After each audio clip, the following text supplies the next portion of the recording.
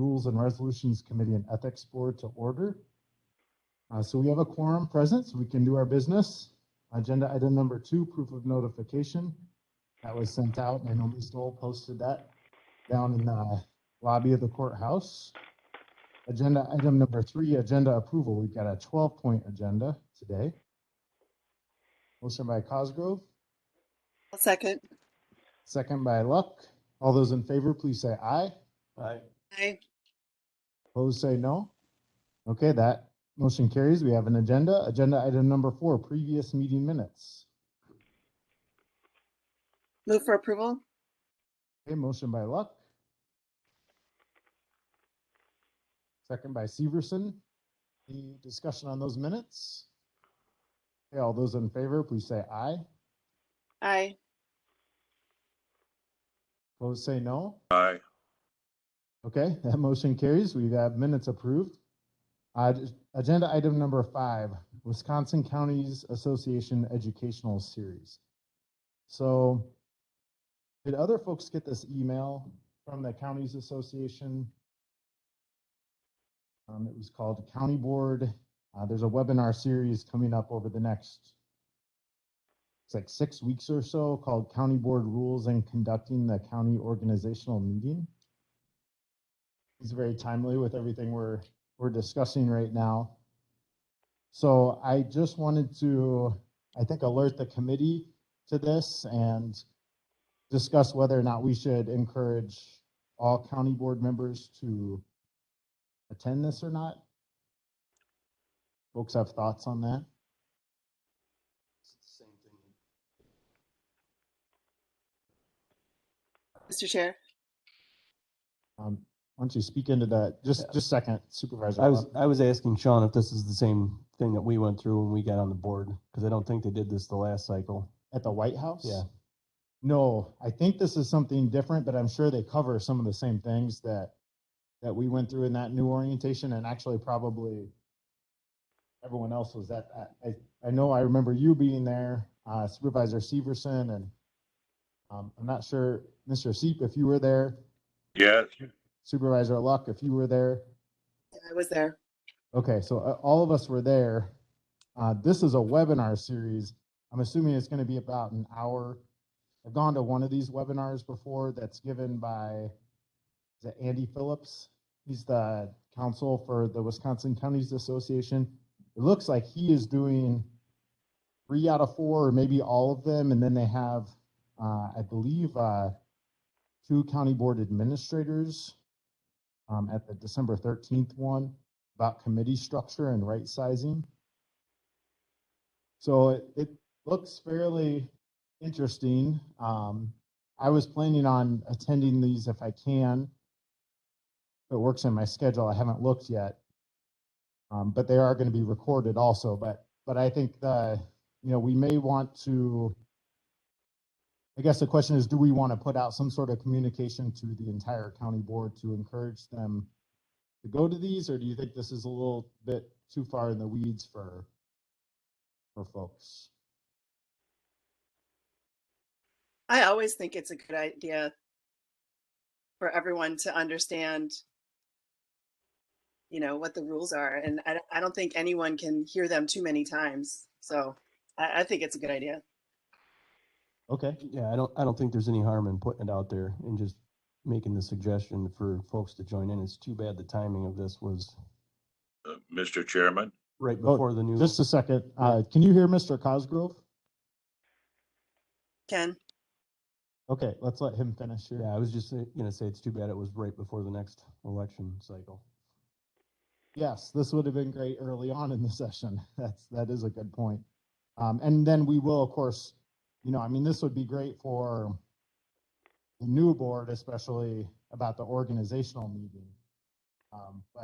But we will be talking about orientation for supervisors later. And I'm sure some of this stuff that's going to be covered in the next 2 months here, the WCA will be covered there as well. So we could just send out an email just encouraging people to come to this, the entire county board. I just wrote down, recommend a motion to communicate with all county board members. I don't know if that's the best way to do it. Do they already have the links for these meetings produced? Let's see, that's a good question. Because if it was me, I would include those links in that email to everybody. Okay. Make it easier for them to just click and join. Sure. And then Mr. Seep, I remember now you were going to say something. Yes, well, I think it's a great idea. My question is, does the open meetings law apply here if you have a quorum or more So participating? I don't yeah, know sure, that. Maybe that's a our good attorney. question. With these webinars, typically you can't see the invite list or I should say the attendee list. Because I've gone to these before. I think I went to one on redistricting. That's what it was. And Perhaps our corporation counsel could answer that question. Sure, but everyone would be attending the webinar from their own home or office or wherever they're located. So say if all 5 of us from this rules committee went to the webinar, we wouldn't even be in the same room when this was happening. And furthermore, we can't communicate with each other through the webinar. All you can do is just submit questions to the speakers through the chat function. So no one's actually speaking with their voice. Yeah, I understand that, I mean, 5 of us could be all sitting at home having a meeting of the rules committee. Would your analogy be applicable? Well, not if we're not talking with each other. And I don't think we'd be talking with each other. Correct. Yeah. So that's the difference here. We might be hearing each other, but we might not be talking with each other. We only could hear questions that we would be asking the speaker, but given that this is a statewide thing, and the likelihood of all 5 of us asking a question, and would that violate any open meetings thing? I mean, Mr. It's Chair, just a question. Yeah. It's just a question. Yep, Supervisor Luck. I just was going to note that there are entire county boards that attend the Wisconsin Counties Association meeting in person, all sitting in the same room together. So I'm assuming that there must be some language that makes it okay for us to attend conferences and educational series without it being a requirement of open meetings. Okay, thank you. Yeah, Well, oh, yeah, go ahead. Mr. Chairman, in the past, we were required to post a meeting if we attended a seminar put on in Richland Center at the White House or elsewhere if there was going to be a quorum. So I know those meetings were posted, those seminars, those educational seminars. But even though we didn't have a total county board there, we had a majority of the county board members. So, but I don't think it applies here as you reason it. But I do think it's a valid question. Oh yeah, no, and I think it's a good idea to ask questions about open meetings and to make sure that we're not violating the open meetings law, because of course the intention is to make sure that the public has the ability to hear discussions that their elected county board supervisors are having. So yeah, in this case, I don't think it would apply because we're not having a discussion. And I know that the 5 of us don't go offline all having a discussion about something before we come to this meeting either. So that's the point of the open meetings law, to make sure that we're having our discussions in front of whoever wants to hear them. Okay, I did click on the link in the email. It does take you to a webinar registration form. And then you choose which dates you want to go to, and then they must send you an email with a link at that point. So we could forward this to the entire county board. Is it an issue for one of us to forward it, or do we need someone non-elected to do that? Whichever way you want to proceed, Mr. Chair. If you'd like administration to push it forward, we can. We can also include it as a formal correspondence to the county board chair to speak about again at the December 14th meeting. Granted, that will be after who the educational sessions have already been conducted. Okay. Okay. So I guess I'm just suggesting a motion to communicate with all county board members, encouraging them to attend this webinar series. I move that all county board members be notified of this webinar and encouraged to attend. And of course, if there's a county, if there's a fee required and the county is paying that, then we would necessarily have to make sure that everyone is notified. Yeah, there is no fee. I heard from Mr. Cosgrove first, but we'll have a motion by him and then a second by Seat. Any further discussion on this? I have some discussion. Yep, go ahead. Just thinking ahead here, or running stuff through my mind. So like we got the January 10th and January 18th meeting.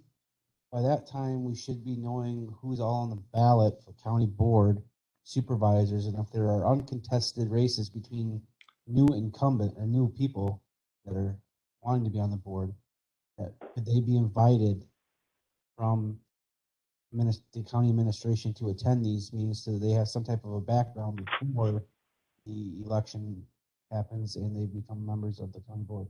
Okay, what other folks think of that idea from Mr. Severson? I would agree, but at that point, the first two could be included as replays, because I would assume they're being recorded, so they could actually attend all 4 of the series. That's correct. We could send links. Say we have contested races, could it just be sent to both people in the race? But there's been 3-way races too. Well, if there's a 3-way race, then there's going to be a primary in February. But there is a contested race. I don't see any problem with people becoming more informed in how county government works, because they're running because they're interested in county government. Say, yeah, we could do both of them. It gives them more talking points for them to talk about, I guess, why they should be elected. Okay, so can we take this as a motion to amend to include prospective county board members who are on the ballot for February or April? Is that fair? Okay, he's nodding his head, so we'll do that as a motion to amend by Severson. Second by Cosgrove. Any further discussion on that motion to amend? Okay, all those in favor, please say aye. Aye. Aye. Okay, that carries unanimously. And then now we need to take a vote on the amended motion, which is to communicate with all current and prospective county board members who are on the ballot for February and or April, encouraging them to attend this webinar series. So all those in favor of any further discussion on that amended motion? Okay, all those in favor, please say aye. Aye. Opposed, say no. Okay, that motion carries. So we'll get some communication out probably through email and at the next county board meeting, and then subsequently after the January 4th or 5th deadline, whenever that is, when we know who's going to be on the ballot for the next term. Okay, so that takes us to agenda item number 6, report on public broadcasting of county proceedings. So Supervisor Luck, I'll hand it off to you. All right. So I don't know if you could put that PowerPoint up. I mean, I don't want to go through the whole thing. I just wanted to point out a couple things. So this was really informative, and I actually would still maybe encourage that if Andy Phillips would agree to come and speak to us on this, it might be really helpful. So I'm just going to go through my notes from it. So one of the things that I clarified with Mr. Phillips in this meeting was, because there's been questions for me sometimes when we have a meeting on a Monday and we haven't posted it on Friday, can we post it on Sunday? And he clarified that it is 24 hours, but it has to be a business day. There is the emergency rule that you can post within 2 hours of a meeting, but almost nothing meets the criteria for emergency, so don't use lightly was his comment. So the DOJ did put out advisories after everyone started holding meetings remotely because of COVID. So we could at some point review those advisories. There was one on March 16th of 2020. There was another one on March 20th. And then another one on March 15th of 2021. So in a nutshell, he said that if we are meeting in person, the public should also be allowed to attend in person. But if the body decides not to allow the public to attend for safety reasons, the public then must be provided with an opportunity to monitor the entire meeting by virtual means. And if you do that and the public is only allowed to attend virtually, then you do need to make sure that the quality of their connection is good, so that people would have to be speaking into their mics very clearly, and anyone monitoring would need to be able to hear the meeting like they were there in person. However, if you do give them the option to attend in person, but you have a virtual option, legally there is no obligation to make sure that your virtual option is of perfect high quality. Obviously, we want to try to do that, but legally we can't be sued if someone has the opportunity to attend in person, but chooses to attend virtually instead. They can't come after us for not providing adequate access to the meeting if we've allowed them to come in person. So that I thought was good, because we have obviously had some technical issues along the way of learning how to do these meetings. So that was good to hear. I mean, obviously we want to try to make sure that everyone can hear what's going on, but the other thing they said is that as soon as you hit record, the recorded meeting becomes a record and must be kept for 7 years. And he did caution that YouTube is not necessarily adequate for storage, because YouTube apparently has taken down some county boards meetings. I don't even think there was much of a reason. I didn't really understand.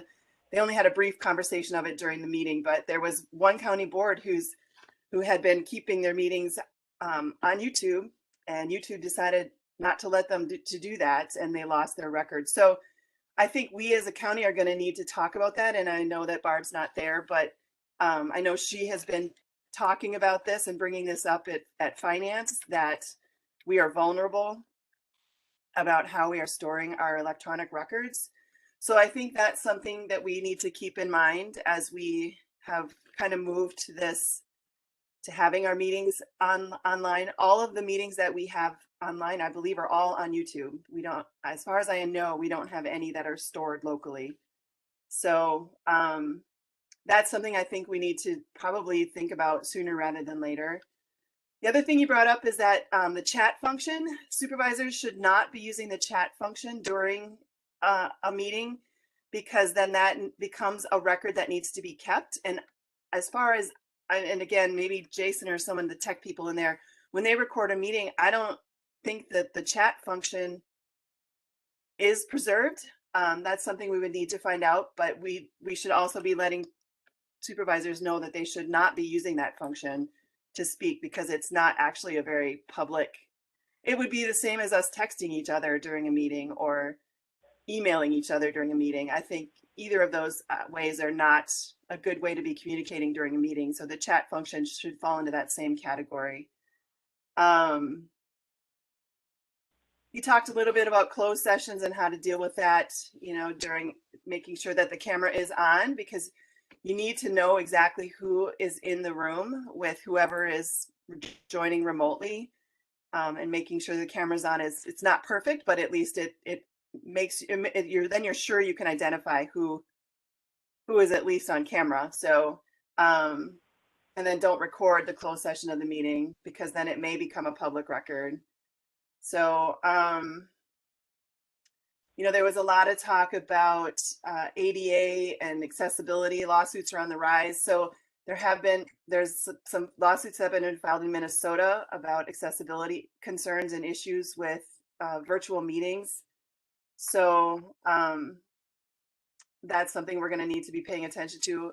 There's always that question of whether we should have closed captioning, whether we need to provide. And one thing he said that we should be doing is on every agenda where we have a virtual meeting, we should be putting a contact information for someone, that if someone has accessibility issues, that they have a person that they could be contacting to try to figure out how best to address that for a virtual meeting. And I think that we've done that on, Sean, I know you've done that on your agenda, saying if you have problems or with connections to contact you, but I don't know that that's been happening on other agendas. Were you going to say something, Sean? I saw you pull the microphone close. But yeah, I changed my mind. But, Oh, okay. I think you got it right. Yeah, so I mean, I think that that may be something we want to make sure is universally on any meetings that are available virtually. We do want to make sure we have contact information for someone. So I think that's the gist of what I learned. He covered a lot. He was really informative, and it was really nice at the Wisconsin Counties Association, because obviously there was people from all over the state, and they had a lot of questions, and I tried to capture them in my notes, which Clint has a copy of my notes from that meeting. He can forward that to you guys as well, just so you can see a little bit. I mean, I didn't touch on everything that I took notes on right now. So I guess I don't know what if we want to start coming up with some kind of criteria and rules for how we conduct our virtual meetings and when we conduct our virtual meetings, or if it'd be better to bring Andy in to talk about what we should do to. I do think that he was very concerned about the lawsuits going on in Minnesota about accessibility with virtual meetings, and that he didn't think it was going to be very long before they started happening in Wisconsin as well. So, and then the storage of our meetings, I think, is something we need to seriously be talking about as well. So that's all I got. Mr. Chairman, a question. Go ahead, Mr. C. Melissa, a very fine report and very helpful, and I think it would be great if you could send out the notes. I had one question, and maybe I misunderstood you. Did you say tap function or tab function? And can you hear me, Melissa? Did I say what? Did you say tab function or tap function? Chat. And what does that mean? So at the bottom of your screen on there's mute and unmute and so forth. Yeah, on the far right in the corner, there's this little bubble with chat next to it, and people can write in there and talk to each other during the meeting. Oh, yes. It's like texting, but Yes. through WebEx. We got Mr. Cooey from MIS. He wanted to speak up on this. Yeah, that'd be great. Just to clarify for you all, we have it limited in our meetings that other people cannot chat between each other. That is turned off. So while you can chat, it's to everyone every time if you were to use the chat function. You cannot send private chats, or you should not be able to. Is that saved then when you guys put that up on YouTube? Are those chat function I would have to conversations? not on YouTube. I would have to look at the WebEx itself. I don't believe that's saved, but it is possible. But Yeah, I don't think it is either, and that's an issue. I'm thinking we should probably period or not let supervisors. I mean, because staff can talk to each other via chat, but I don't think supervisors should be.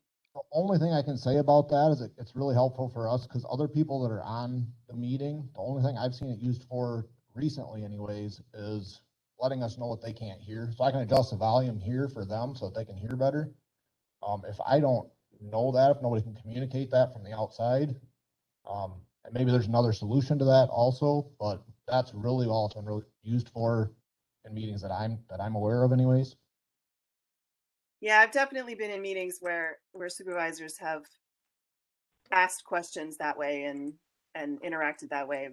Not as much recently, you're right. I think it was a lot more common when we first started using this method, but not so much now. And maybe we just need to tell supervisors to be careful so that we can keep the function open for other people. Yeah, I don't know. Mr. Chairman. Mr. Cosgrove first, and then we'll go to Mr. C. I think to maybe address that issue, Melissa, whoever the chair of said committee is for that meeting can ask that question via the microphone publicly, so it's actually on record in the recording. As long as they see it, not everyone pays attention to what chats are coming through. But yeah, we could tell them to pay attention to that. Okay, Mr. C. Yes, may I be permitted to ask one more question? Yes. While Mr. Cooey is on, are we at this point assured that all of the recorded meetings are secured with the county? Or are we losing some already? We have not lost any, however, they are stored on YouTube, so we don't really have control over that if they were to take them away. I'm sorry, I didn't hear you. I said we do not have any that we've lost yet, but if YouTube were to decide that they weren't gonna allow us to store them there, we would not have any control over that. That's a concern. It is, we do not at the county have enough storage to store all that video, so that would have to be addressed. And Thank you. I did go to our county board website. It looks like, well, I actually remember when MIS started posting links to the videos that, what's that outfit called? I can't remember their name. The ones who record the county board meetings and the city council meetings. Nova Video. I remember at one point MIS started adding links because previously we didn't have any links on our website to those Nova videos. And so anyway, I'm just looking back, and the oldest one we have right now is January 16th, 2018. So that's almost 4 years old now. I think there are older ones out there though, because I remember watching some older videos because I got on the board and several of us did April 2018. So I think those are still out there, but perhaps they're just not linked. But I don't know what's happened to our county board, those older county board meetings, if they're still out there from 7 years ago or not on YouTube. I say something? Yeah, go ahead. Mr. Severson. I think we used to contract with Nova to do our county board proceeding meetings, but they would take the video and do that, but then they would upload them to YouTube. But they were a company, a production company that had that. So they would most likely have an archive. Because I asked for a movie that I was in that was made locally here back in early 2000s, and he gave me a copy of that at the fair. So he's got records of stuff. That's probably something that we could talk to him about. And we'd be safe on our county board meetings, but of course they're not recording our other meetings that we're now recording. So I think that's where the issue with MIS comes in. So, and we, I did a little research into this at one point. We don't pay Nova Video, the city pays it. It's under their cable access contract or something like that. And for some reason, county board meetings, I think, and school board meetings are included in that contract. I could be wrong. That's a few years old now. But.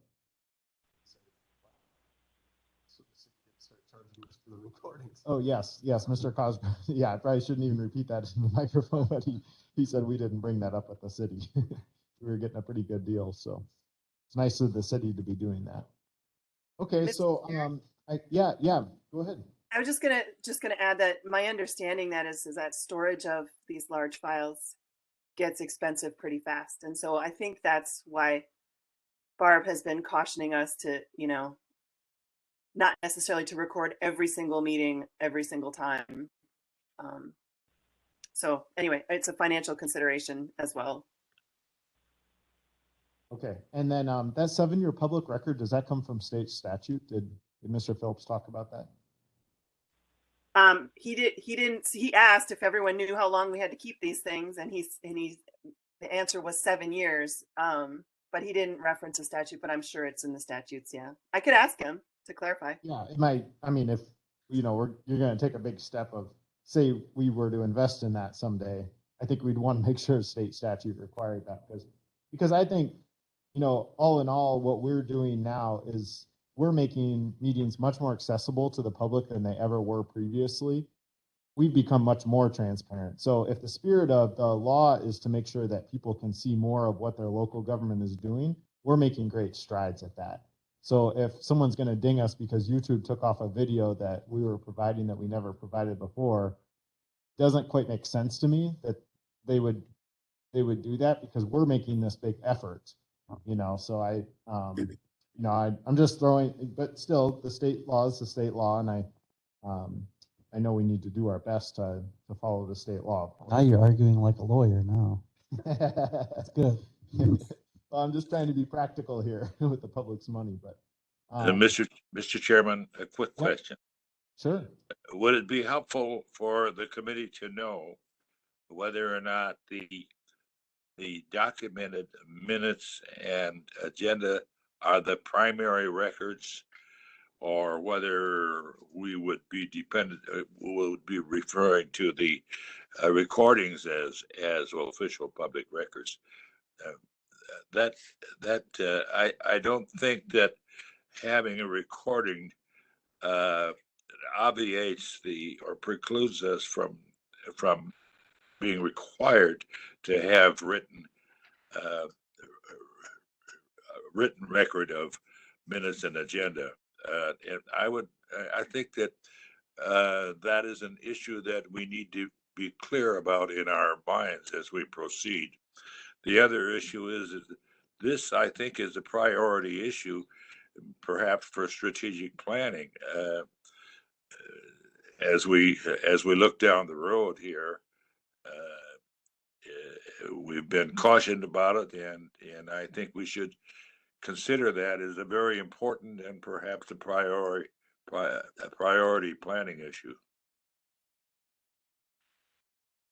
So Supervisor Luck, do you have any comments on those two questions and comments? Right. So I do know that he made a very specific comment that once you hit record, it becomes a record that you are required to keep for 7 years.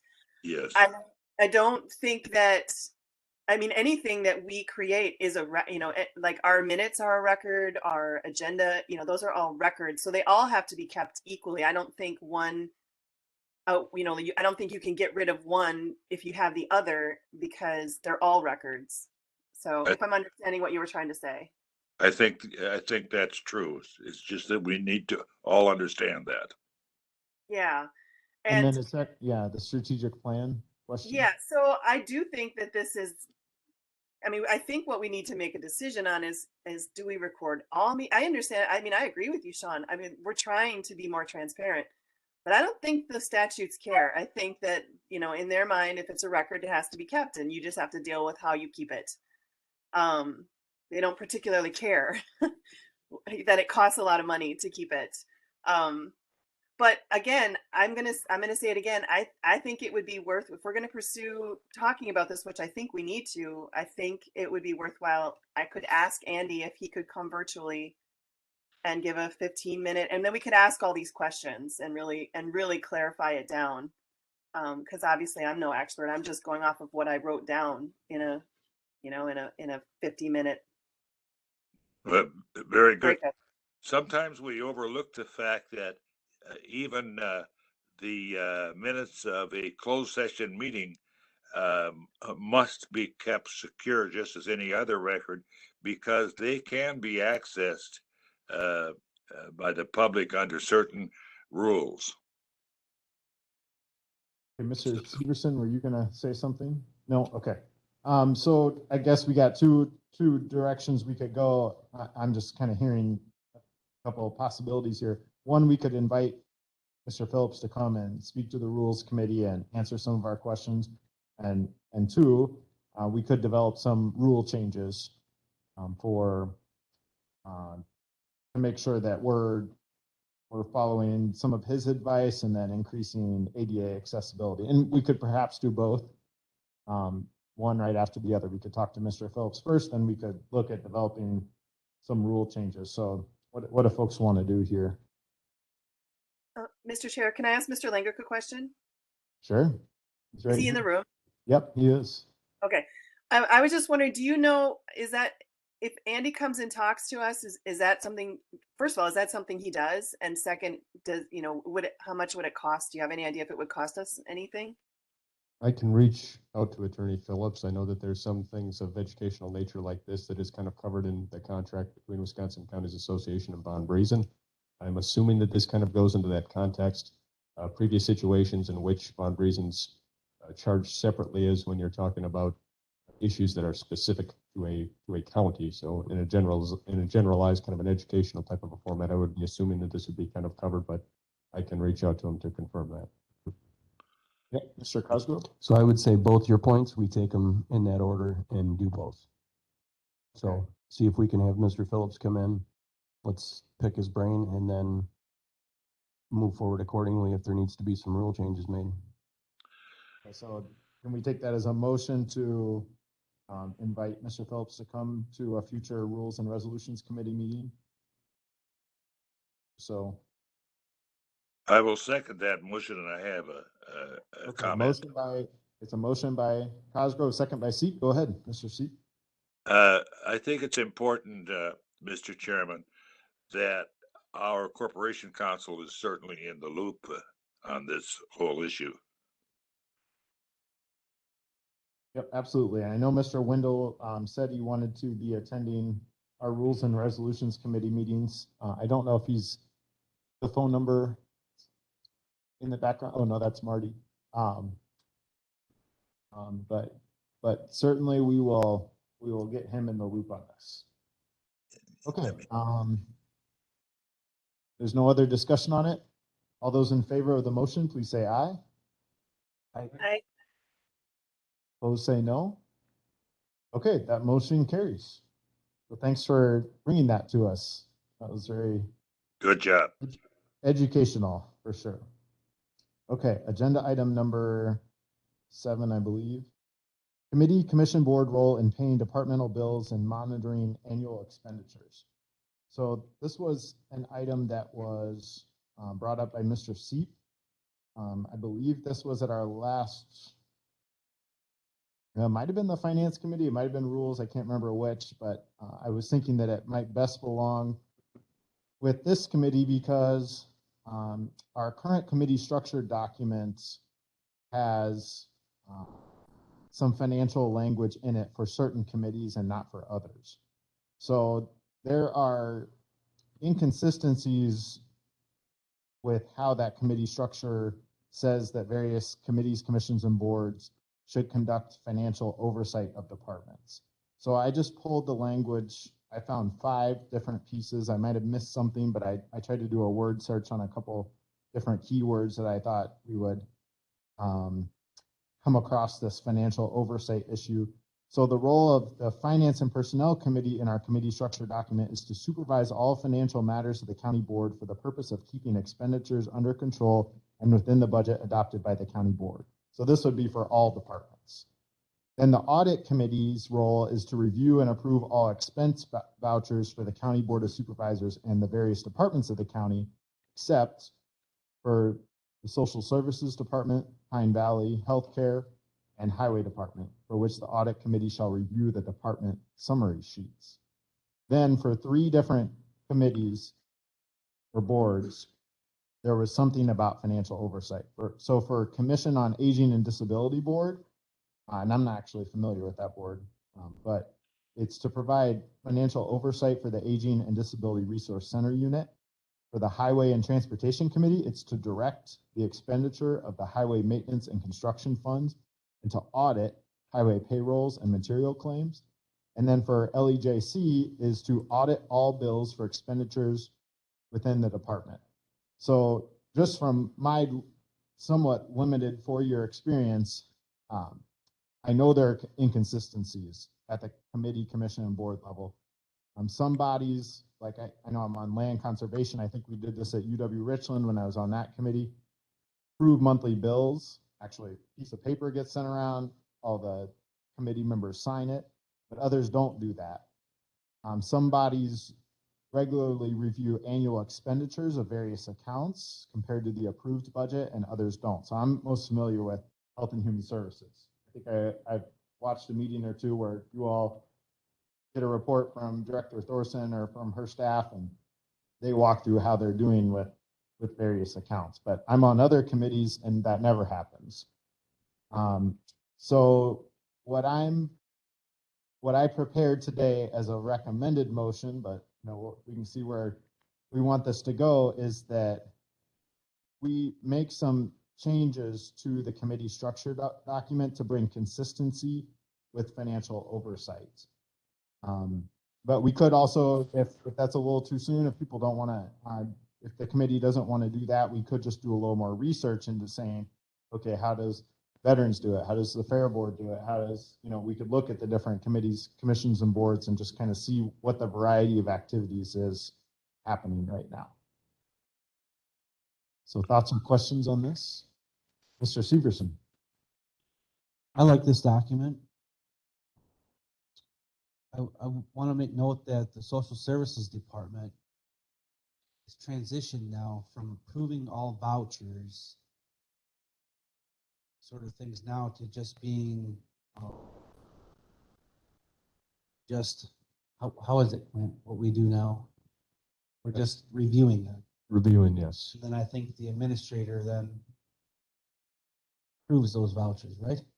Correct. Prior to the meeting that you folks have, the board over there, I go through the vouchers with Stephanie, highlight all the different significant types of transactions, questions exchanged, and then I give approval on them. Then it's reviewed by your board. How is that different from what you have written here? So, Audit committee. let's see, the audit committee reviews and approves all expense vouchers, but not for the social services department. Is that, I've actually never been to an audit committee meeting. I don't know what happens there. I don't think all their vouchers end up in the stack then when audit committee comes in on that Monday prior to and reviews. So HHS is included or is not? I don't believe it's. They're not included. Okay, so accurate. Practice is reflecting what our committee structure document says. For that one particular question. Mr. Chair. Yep. So at LEJC, our DA, our clerk of court, our probate, and our sheriff's department, they all give us their budget sheets every month, which shows us how much they've spent from each one. So we look at those every month. And then I recently have just asked them that we'll do an end of the year kind of in-depth review where we'll see where they've overspent, where they've underspent. So we're already doing that. But one question that has come up a couple times in LEJC was like the coroner reports to that committee, but he never brings any budget and we never approve any bills or anything from him. And we've always wondered why that is when all the other departments that report to us do that for us. So I guess that's a question I have, as to like, if everyone else is, why isn't the coroner reporting that? Or maybe nobody needs to be, or I'm not sure how. I do find, certainly with the sheriff's department, I do find getting those monthly budget sheets to be very helpful, because it helps us keep track of where we're going over on overtime and where we're underspending, and certainly where we're overspending. So Now, do the monthly budget sheets include approving bills, or is that something separate that happens? That's separate. Okay, so you're approving bills for the DA, clerk of court, probate, sheriff, and you're reviewing monthly budget sheets. But then for the coroner, you're neither approving bills nor you don't have any monthly budget sheets. Well, that's not accurate, because like probate and clerk of court, the bills that they pay, we aren't actually approving. They're just showing us what they were because they're in their budget sheets. The only one where we actually make a motion to approve the bills is the sheriff department. But we're seeing everything that the other ones are, the bills that the other departments are paying, we're seeing those in their budget sheets. Does that make sense? Yep, it does. And then Mr. Severson wanted to say something. I talked with County Clerk Kalish at one point, and my memory serves me right with this. He stated that, because I asked him about the coroner, why they're not brought up, and he stated that it just needs to go to a committee of the county. And so I think the coroner then takes his expenses right to audit. Audit then reviews what the coroner does. But then my question is, then why is he on our Law Enforcement Judiciary Committee agenda? He goes to then if we proving anything. Well, Looking at it. this language in the committee structure document is very vague for LEJC. It says the role of LEJC is to audit all bills for expenditures within the department. But then the committee structure document goes on to say that all these different departments report to LEJC. So it is implied that it's just the sheriff's department, but it doesn't make it clear, is it the sheriff's department and the DA? Or is it the sheriff's department and, others? So when we do in September and August and September, before we come up with a budget, all their budget proposals are brought to our committee. Like the DA brings her budget proposal to us and we say, okay, we give our stamp to go on to finance and so forth with every single one of them. I don't think we ever do the corner though. No. So I think part of the question here, and I think Mr. Seep was kind of bringing this up because I just watched the last Veterans Commission meeting and they were discussing, they actually made a motion and approved it by the committee to get a report on budgeted expenses and how they're doing throughout the year compared to what their approved budget was. So they passed a motion to do that. And that's, on top of him mentioning this is a future agenda item, where do we think as a rules and resolutions committee in charge of this committee structure document, maybe finance needs to weigh in on this too, but where do we think, what sort of financial oversight should committees of the board have over departments? It's wildly variant right now. I don't think we have any consistency. And where do we want to go? Do we want every committee approving every bill for every department or every expense that comes through, or not? And then same thing for, do we want regular reports on how their each account, some departments have multiple accounts, are doing on a monthly basis compared to the approved yearly budget. So there's kind of two separate questions here. I think where do we want to head? What sort of transparency do we want with departments? I think that's what we need to discuss. Find out what we need to do and what is expected of our committees. Provide this guidance. So I think this is up for making new policy procedure. Rewording it, I guess, to make it easier. Yeah, and I did have a conversation with Mr. Langreck a day or two ago when I was getting this agenda ready, and he mentioned, long term, and correct me if I'm putting the wrong words in your mouth, but you do see developing some sort of a finance policy.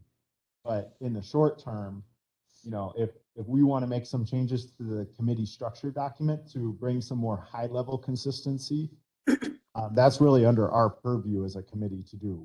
We can recommend that to the county board if we think that's a good idea. I have something to think about. Yeah, go. Doing this. So keep going, Mr. Severson. So in Wisconsin statute 80.15, which deals with the highway committee, at the very end it says the committee shall be known as the county highway committee and shall be the only committee representing the county in the expenditure of county funds in constructing or maintaining or aiding in constructing or maintaining highways. So how does that reflect when there is a purchase or whatever, then it goes from the highway committee and then goes on to finance and personnel for approval? So how many other statutes are there representing or other committees or commissions that we have that signify something like this that we should hash out? You'll notice land conservation. I know Supervisor Luck knows that statute pretty well. Does it say something about expenses and we can approve expenses? The Land Conservation Committee? Yeah, I don't know off the top of my head. I do know that it does talk about that department is how DNR funds have to be routed through that department, that you can't just route it like to your general fund and then that way, that it's specific language about about funds being spent through that department, but I don't know about bills and stuff like that. Okay. Any other thoughts on bills and regular reports, whether? Yep. I do. Go ahead, Supervisor Luck, and then Mr. Seat. Okay. So one, I just wanted to point out that LEJC also has an ordinance that actually goes into a lot of detail on some of this stuff. I don't know specifics off the top of my head. One, because finding an actual written out copy of that entire ordinance is a nightmare. So as we know. But anyway, there is an ordinance that actually further clarifies LEJC's role. And I know that there is language about bills and things like that. But I just wanted to say in general, my feeling when we've been approving these bills in general, it just seems so, I mean, they've already, essentially they've already gotten the service. And so we have to pay them. It always feels like it's too late by then. But one of the things that I did for LEJC, for the Sheriff's Department in particular, is when they bring their bills to us, all I really care about is I wanted her to highlight and point out when they had overspent whatever line that item is being charged to. So now when we get our bills, there's a column, and if it's bolded, it means that that line in their budget is now overspent. And then we can have a discussion about, well, why is it overspent and what's happening? I think that our review of their actual budget worksheets every month is far more informative and a much better way to really have a good handle on how their spending is going. I mean, to me, I've always felt that if they are spending money on something that is budgeted, then they should be able to it's in their budget, they budgeted for it, they should be able to spend the money and not have to go through all the hoops of having us sign off on all these things. Unless they're to the point where they're overspending that line item, or it's something that wasn't budgeted, then I think it's very important to have those conversations. But for something that's just been budgeted and they're supposed to be able to do that, I don't see why we keep having to have these conversations. So, or that we're signing off on it after the fact. I don't feel that that's a good use of our time. So that's just my thoughts right now. So I think clarifying all of this language, but maybe focusing more on, making sure they're within their budgets and not necessarily the nitty-gritty details of every penny they spend on what. Okay, thank you. So Mr. Seep, and then we've got Clerk Kalis just stepped in the room, so I'm sure he has some thoughts to share. So go ahead, Mr. Seep. Well, one just quick polite comment with regard to Melissa's comments. I don't think it's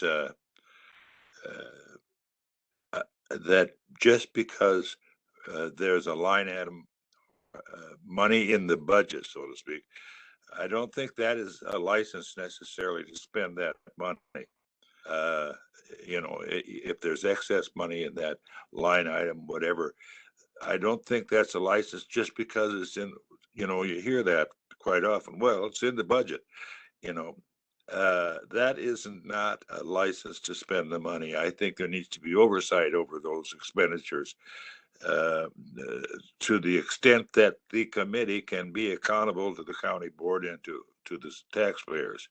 I'm not saying that we need to be looking over people's shoulder all the time, but we have a responsibility to know where the hell the money is being spent and whether the expense is necessary or merely discretionary. Secondly, there's such a, and I think that our administrator has a plan to develop policies and procedures for financial control, which will get down to the departments and I'm sure impose some standards and some uniformity that will assist our committees and our board to have an understanding and an assurance of accountability. Presently, we are in flux. There's much work to be done in terms of getting all of our administrative mechanisms in place. In the meantime, it's frustrating sometimes on a committee when you get no details at all sometimes about an expense, or you're surprised. And then you feel like people are offended if you ask how much money they spent on a given event. And you get an answer, well, it's in the budget. Well, I think we're entitled to more accountability than that. And I don't think we should operate under the assumption that just because it's in the budget, we're free to spend it willy-nilly. The other thing is there's such a lack of uniformity, and some of that is understandable because you have different entities who have different accounting systems and frameworks, such as Pine Valley and the Highway Department.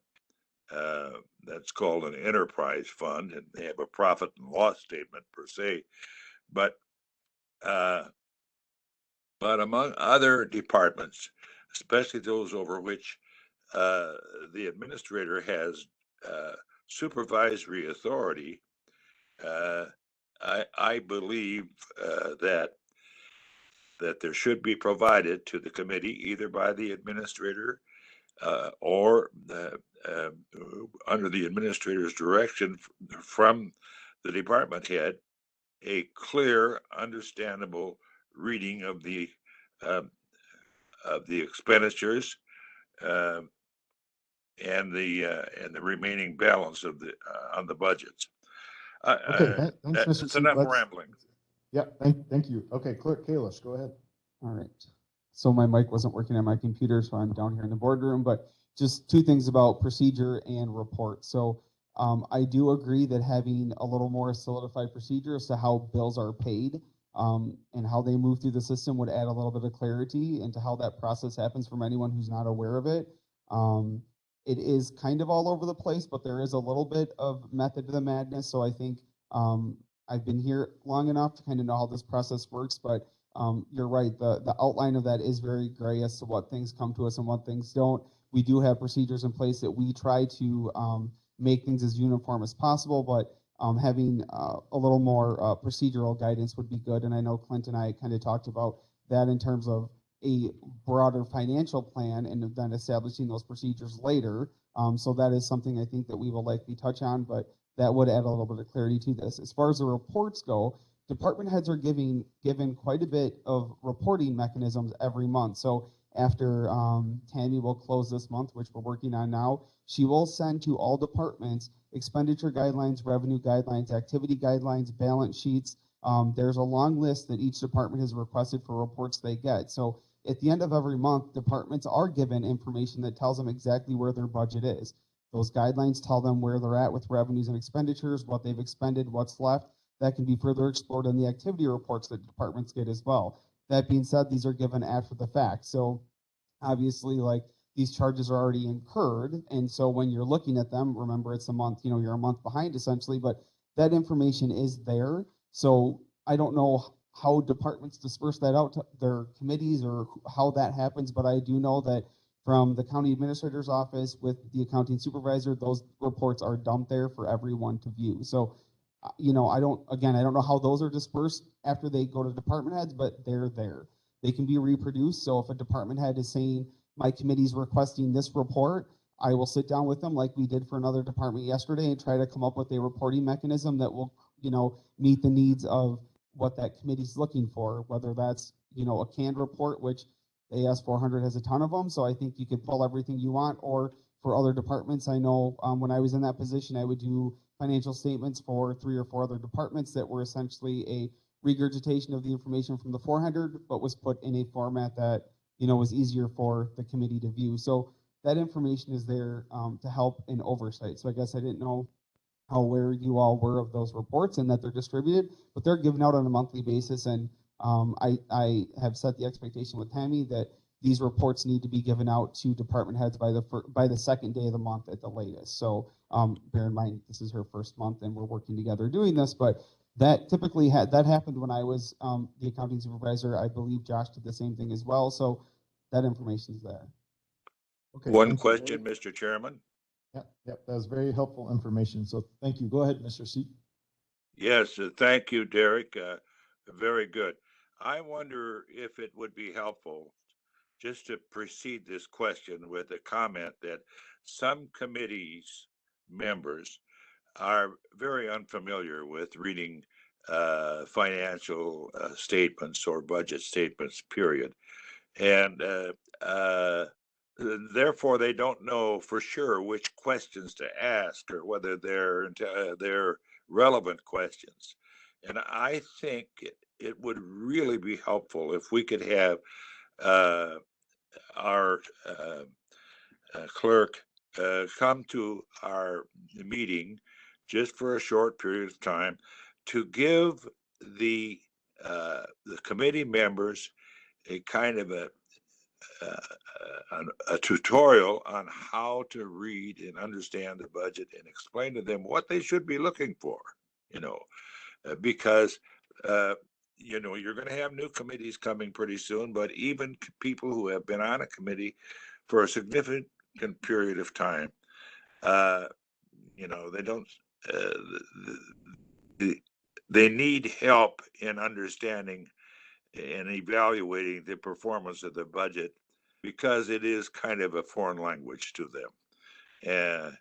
And is that a possibility, Mr. Clerk? Yeah, I'm happy to sit with anyone to review the expenditure and revenue guidelines, which is essentially the budget at any point in time. So anyone is And welcome to reach out to me. is that procedure amenable to you, Mr. Langbrick? Yes, there's no issues in educating folks on how the budgets work.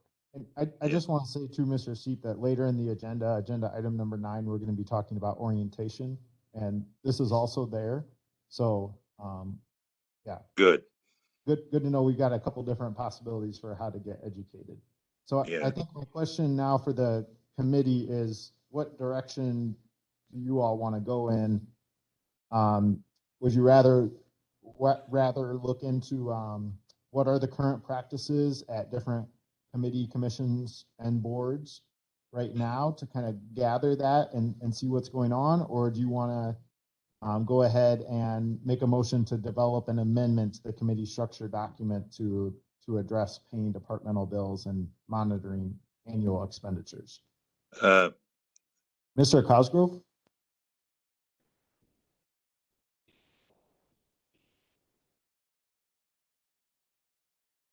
Okay, so let's take that as a motion to research current practices at the committee, commission, board level. Is there a second for that? Second. Second by Severson. Any discussion on that motion? I didn't hear the motion. The motion is to recommend, it's a motion to research current practices at the committee, commission, and board level. And the current practices would be regarding paying departmental bills and monitoring annual expenditures. Who's going to do that research? Do you want to? No, I'm saying the motion does not say who's responsible to do it. You have to have somebody with professionalism in order to do it, such as yourself. But I would think our clerk and our administrator have plans to develop policy and procedures, and that responsibility and authority should rest with them. But maybe I'm wrong. Well, I'm not really joking though. Does anyone want to volunteer to do this research? This research would include most likely calling or emailing, however you choose, current department heads and or committee, commission, board chairs to ask them this question and then organize the information. So anyone want to do this research? I'm looking at people in the room too. I think it could be a team effort with everybody in this room. Well, I nominate Mr. Severson and Ms. Luck. It would be nice if we could have one person to lead it though, just because getting everything formatted in a putting everything, all the answers together, you know, and making sure roles are split up if more than one person is going to do this. Yep. So it'd be nice to designate a lead volunteer from the committee. Mr. Chair, this could be something I can add to a department head meeting too at go. mid-month if you're comfortable with that, and we can push it through administration. Find that it does, like other projects, it does cut into bandwidth. That's why I was wondering if maybe a committee member wanted to take it on, you know. Mr. Chair. Yep. So I'm happy to take it on, but I can't do it in December. I'm way too swamped with making a living. But I could do it if we waited until January and brought it back in February, I could do it. Otherwise, I just can't right now. Let's ask if anyone has time to do this in December. Mr. Chairman, Yes. I have commitments for the rest of December medically, and on January 2nd, I will be leaving and with the board's excuse to go to a school for the blind in Chicago for approximately 6 weeks. So I'm out of the loop here for a while, and I expect all of you to campaign for me for my reelection while I'm gone. Probably not appropriate to say that, but. I'm kidding you. Okay. Mr. Cosgrove or Mr. Severson, do either one of you have time in this? Okay. What about you, Mr. Severson? Sorry. He brought up the question, so now everyone's getting put on the spot here. I could help with it, but I don't want to take the lead on it. Okay. There were some tasks that were written down. You wanted me to follow that to get out there to help alleviate some of your time, to free up some of your time. I could do that. Okay. Well, it would be, I think that'd be great. I think I could work with you this month. I could come up with like a list of all the committees, commissions, and boards, and you and I could split it up. And the questions are right here on our cover sheet already. Yeah. You know, it's already all written out. So I think it's a matter of just contacting everyone. So, okay, so it sounds like me and Mr. Severson will work on this in December so it can come back in January. We can keep this moving. So any other discussion on the motion? Okay, all those in favor of the motion, please say aye. Aye. Aye. Opposed, say no. Okay, that motion carries, so we'll get cracking on that one. Thanks, Mr. Seat, for bringing this to our attention. Agenda item number 8. Appointment, oh, I'm sorry. Agenda.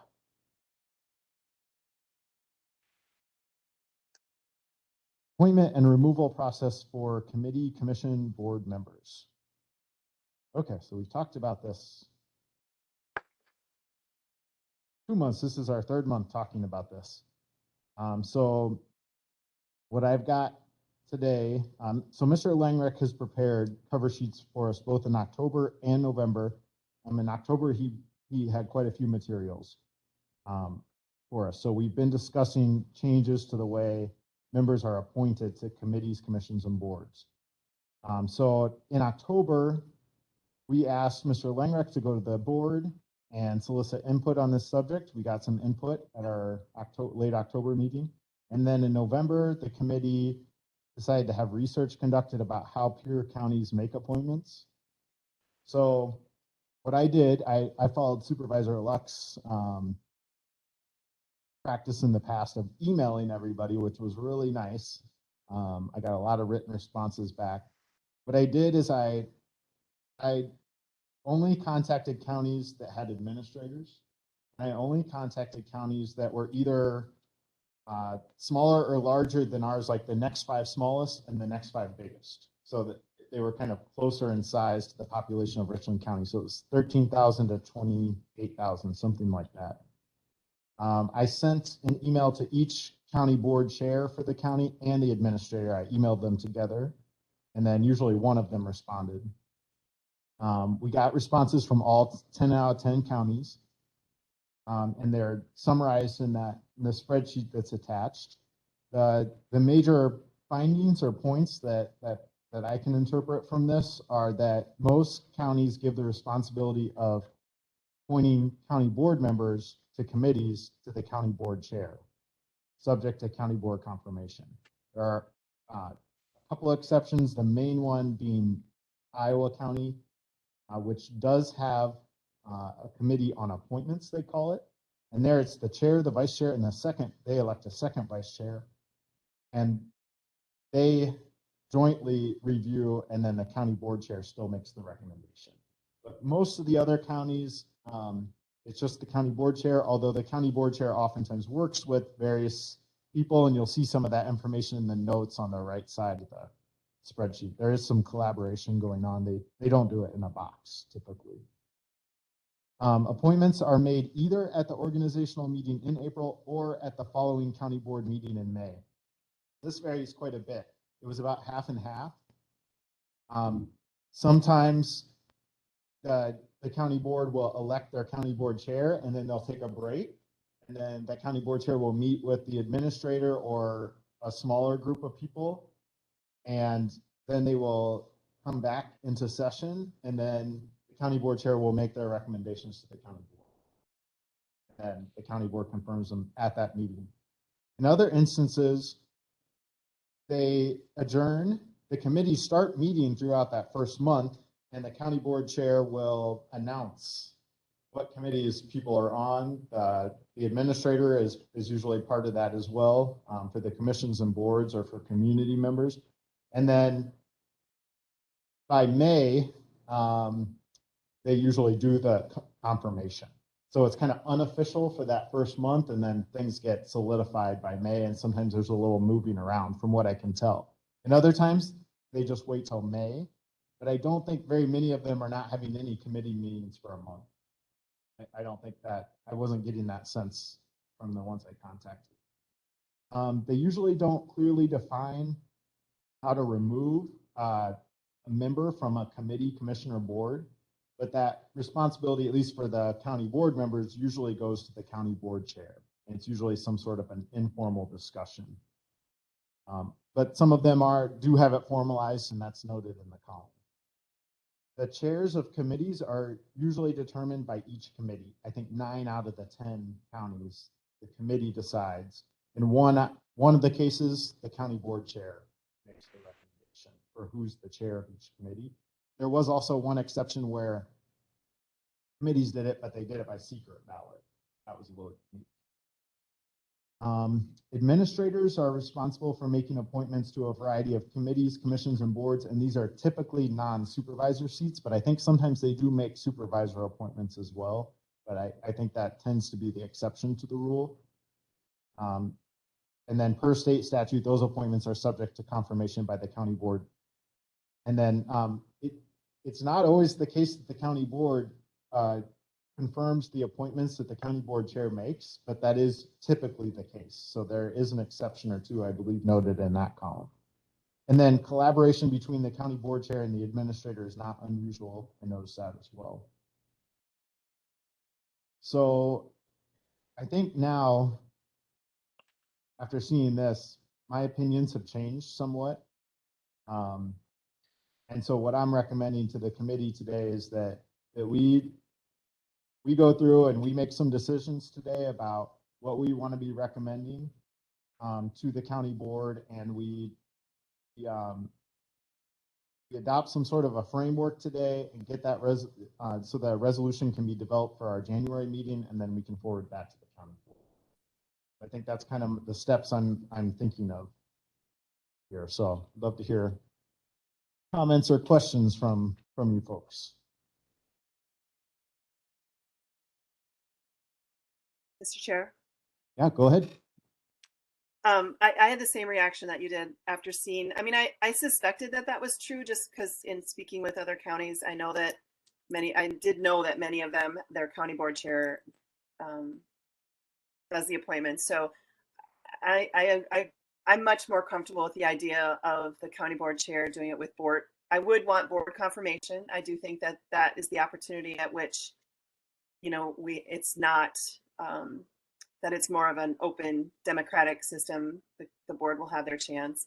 I I do think that if we want to, our reasoning for doing this is because we want to become more efficient and, get moving sooner. So I would say that I would lean towards these appointments being made at the organizational meeting, however that happens, whether we recess.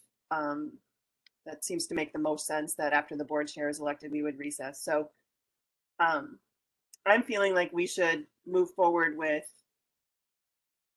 approving the board chair as the appointee. And I also think that keeping it where the chair of the committee is voted on in the committee at the committee level makes the most sense to me too. Again, that does give us more of that democratic feel while still being efficient. So those are my thoughts. And then that, the only column you skipped over was who removes committee members. Do you have thoughts on that? Oh, I mean, I 100% agree. We need to clarify this because I have needed this to happen on my committee and it hasn't. So, I think we should clarify it. I mean, I'm fine with the chair doing it. I just think we should clarify the language as to how that happens. I think maybe there should be language that the chair of the committee should work with the chair of the county board to make a determination as to the membership of that committee. Except in the case where there's a need to remove the chair of the committee. Well, yeah, that's true. That's true. Okay, so so thanks for sharing those. Other folks, what are your thoughts on this?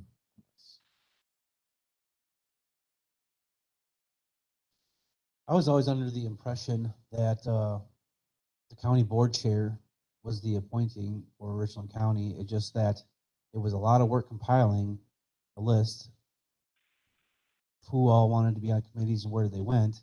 And so they needed help from other supervisors. So they got the committee on committees to help, because the chair and the vice chair are always automatic on that committee. And then he's got a few other people to help decide where to put people at, because he may not know everybody, but that other person may know who or where that person would fit good at. So I think that's where it was. But it ultimately come down to, it was a county board chair appointment from recommendation in the committee that he was in that helped made him decide that. He also has the authority. It's like we can recommend some stuff to the administrator, but ultimately it's his decision on how to do certain things. Yeah, when I wrote this email to all these other counties, I was trying to describe our process, and I think I said something like what you just said.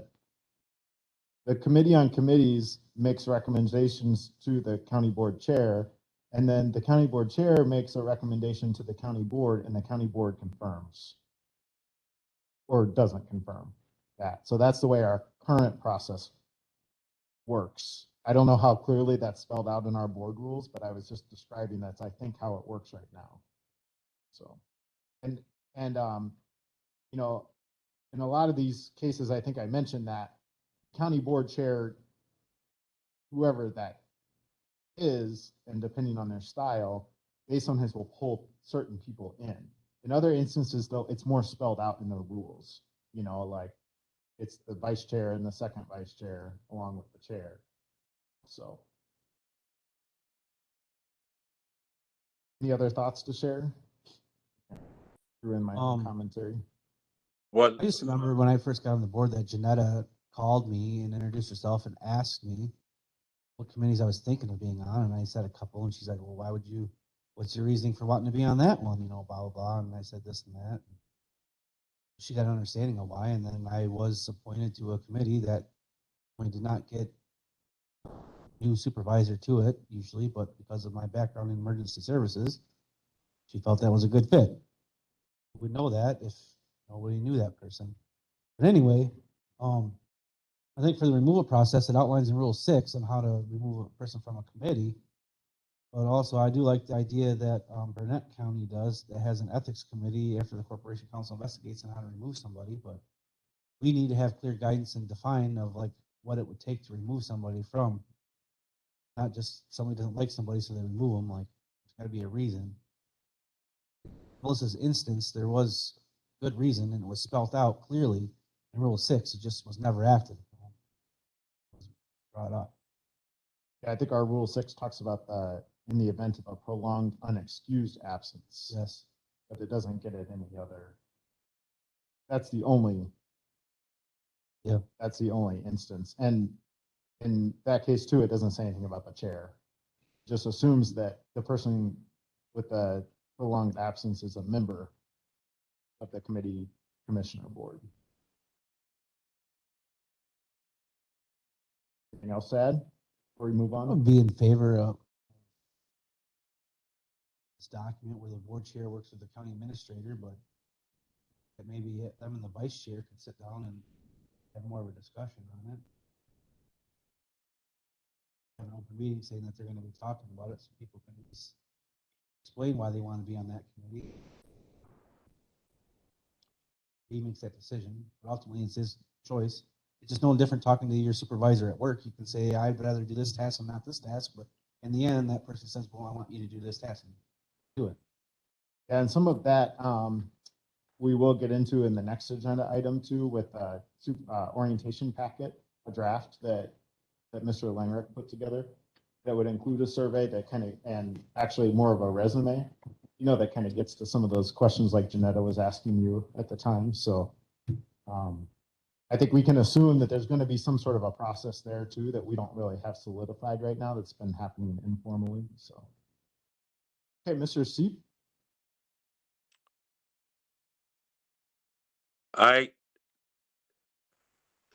You have somewhat of a check for a democratic system by, in the end, allowing the county board to have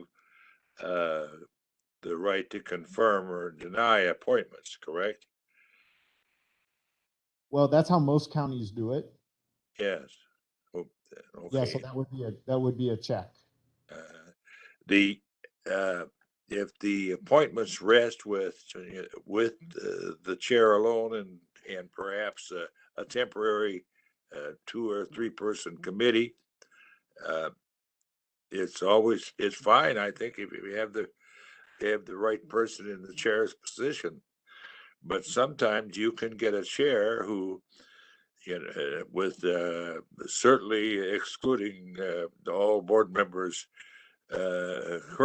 current from this observation, but you can have a leader who may turn out to be the west end of a horse going east, and you may end up with a dysfunctional county board. So I think you have to be careful to have enough of a check on the appointment system and the distribution of power and authority in that process, so that you're protecting the interest of the county at large, and that's my only concern. It's fine if you got a good chair and a good recommending committee. It's not so fine if you don't have a good chair. That happens in counties quite often, Sauk County was a good example of problems they had there with appointments and arguments and fights. Okay. I believe in the rule of majority rule in a democracy, and so I don't think we should exclude majority rule from the process. Okay, thanks for sharing that. And Mr. Cosgrove, what are your thoughts? I think I echo what Melissa and essentially Carrie said about this, and there does need to be more clarification on the removal and how that process works. And I think the Rule 6 maybe should clarify a little bit further than just a prolonged absence. There's been a couple of committees that you're on, and there's members that are super inactive on a committee and not participating or bringing anything to the table, then they really shouldn't be there, right? Let's bring somebody in that's going to participate. And that reminds me, actually, I have actually seen some language. I think it's in the St. Croix. I was just looking at these. I don't know how I ended up on their website, looking at their county board rules, and they do actually talk about the role of the chair in involving committee members. And there's some language fleshed out, so we could use that as an example if we develop something about, how to make it positive too, and not just saying you're going to be removed if you don't play a role, but like, what should your role be? Yeah. So, and we've got some of that language already developed too, through the policy that we adopted that Mr. Langreich recommended to us about the roles of committee chairs and committee members.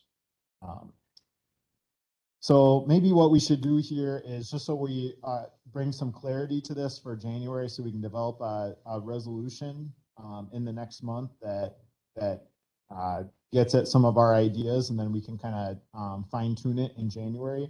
Is I think if we just go by each column here in the spreadsheet. So the third column is who appoints committee members. So I think here we just need a motion to be real clear about who we think should be appointing committee members. So who wants to take a shot at making that motion? Heard a little bit about vice chair thrown in there. I've heard consensus about county board confirmation. So I will make a motion that the county board chair appoints committee members with county board confirmation. okay, so a motion by Luck. Is there a second for that?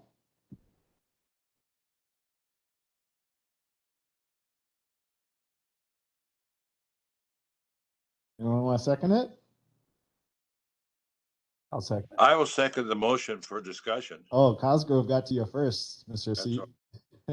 all. Second by Mr. Cosgrove. Okay, so let's go ahead and go with discussion. Was it your intent, Ms. Luck, Melissa, that the county chair would appoint upon the advice of a temporary committee of one or two or whatever, or is that a separate issue amendment? That was not my intent. That would be a separate issue for amendment. Okay. I thought there was some discussion by Angrick that a temporary committee could be formed for the purpose of advising the chair on appointments, and that committee would be dissolved upon completion of the appointments. Yes, that was his recommendation that he brought forward to us in October. One question I've got is, would this just apply to county board supervisors and their appointments to committees, or would it apply to county board supervisors and their appointments to, say, the HHS board? Are you all called a board or a commission? Board. A board. You're a board. Okay. I think we're talking about committees. Do you have an idea, Supervisor Luck, about, when you were making that motion? Because we might need to clarify it through amendment. I'm not sure. So it's my understanding that the county administrator has the authority to appoint to boards and commissions. Isn't that right? Or no? Or is that only public participation and participants in those boards and commissions? That was going to be my question, because when I read that matrix or whatever that you sent out with us, it said that the administrator only appoints citizen members. And I'm like, well, I kind of read the state statute, and I was under the impression that appointed to certain people to those bodies. Like, is that county supervisors, or is that just citizen members? And I got the impression in my research that a lot of stuff was going on with different counties. They were kind of doing a mix of things, and kind of to your point last time about the snowmobile analogy, we're going to have to, I think, kind of choose how we want to do it. But we can go back to the, that was in November. That was agenda item number 10. State statute says the county administrator shall appoint the members of all boards and commissions where the statutes provide that such appointment shall be made by the county board or by the chairperson of the county board. All appointments to boards and commissions by the county administrator shall be subject to the confirmation of the county board. So to answer your question, Supervisor Luck, I think it would just be to committees. Yeah, I think so too. Okay. That's my understanding.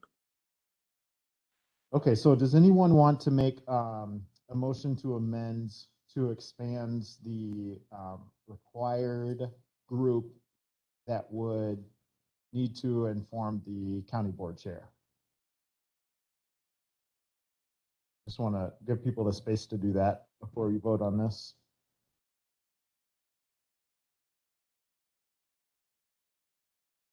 Okay, I'm not hearing a motion on that, so a motion to amend. So if there's no further discussion on this one, so the motion before us is as far as who would have appointment authority, it would be the county board chair with county board confirmation. Okay, so all those in favor of that motion, please say aye. Aye. Aye. Okay, I'll vote in favor of it too, so that carries unanimously. Okay, so that takes us to the next column, appointments made by what deadline? Does anyone wish to make a motion about when these appointments should be made? Made or April- confirmed? Made and confirmed. It's a two-part process that would happen jointly. I would make the motion for that to happen at the organizational meeting. Oh, okay, so motion by Luck. Second for that? A second for And discussion. what, Mr. Chairman, when Second. would that organizational meeting occur? Statutorily. That would occur in April. And we've got a second by Severson on that one. Any further discussion on this one? Not what I was gonna say. Oh, so you would have the potential candidates that are running for county board, fill out a request like in March, have that sent back to the administrator so he can compile a list of everybody's preferences on what committee that they're interested in. And then at the organizational meeting or before that, you know, if you were to have, say, a contested race between one person, one supervisor versus another supervisor for county board chair, both of them would look and both of them would have their appointments ready in hand prior to the vote of who would be county board chair. And then once that happens, the election happens, then the county board chair then makes those appointments, his list, has it in hand. Is that your vision of that? Well, I think that could be one way it would happen, but another way that I think I saw counties doing this was sometimes they would have their organizational meeting start in the morning, and it'd be kind of a long day, and they would do their committee, they would do their county board chair and vice chair election, and then they would do the break, and then they would come back into session, and the county board chair would then make their recommendations. So could do it one of two ways. You know, you could kind of have that slate public beforehand, and that could inform your vote for county board chair, or you could not know what it is, and then you could just kind of trust your judgment, you know, on whatever information you heard about the county board chair, and then you would find out later, and you could vote it up or down then. So I don't think it's really, we need to work through that. We need to determine what that process is going to be through our county board rules, I believe. And we don't have that really set out right now. So I think we could go either way. Just like to keep in mind that the highway committee is elected. Yes, and one interesting point about that too is state statute does allow that the county, I can't remember the exact language, if it's a county board chair or the county board, to recommend an appointment for the highway committee. And so there is a workaround for that election, but almost all the counties do an election, but there was one exception to that. Well, it says here that each county board at the annual meeting shall by ballot elect a committee of not less than 3 and no more than 5 persons to serve for 1 year, beginning either as soon or as elected on or January 1 following their election, as designated by the county board until their successors are elected. Any vacancy in the committee may be filled until the next meeting of the county board by appointment by the chairperson of the board. Statute 83015. And I think you have to keep reading to get to the point where there's an exception. That because then it would be The committee shall be known as the County Highway Committee, and I already read that. Okay. Well, I'd have to dig back through it, but we can discuss that at a future meeting if it's of interest, but I don't know that we're not really getting into the weeds on how each committee is done at this point. We know how it's done currently, and that is how most counties do it. I'm just making the point that I think there's an exception somewhere buried in the statute, and one of these counties was using that. I was surprised because I didn't know that was there. So, Mr. Langer? Mr. Chair, if I'm taking you too far in the weeds, then please shut me down. But as we briefly referenced, I think 2 months ago, the idea of having a templated slate available for county board candidates to be able to have kind of put together prior to the meeting to understand, and again, if they're interested in running for county board chair, to work with the administrator on understanding what type of appointments that might be considered being made from a commission and board side to try to help manage the load and place people on the different appointed committees. So again, the document here kind of matches to our current structure. That's under the assumption that we're keeping the same committees and commissions in place.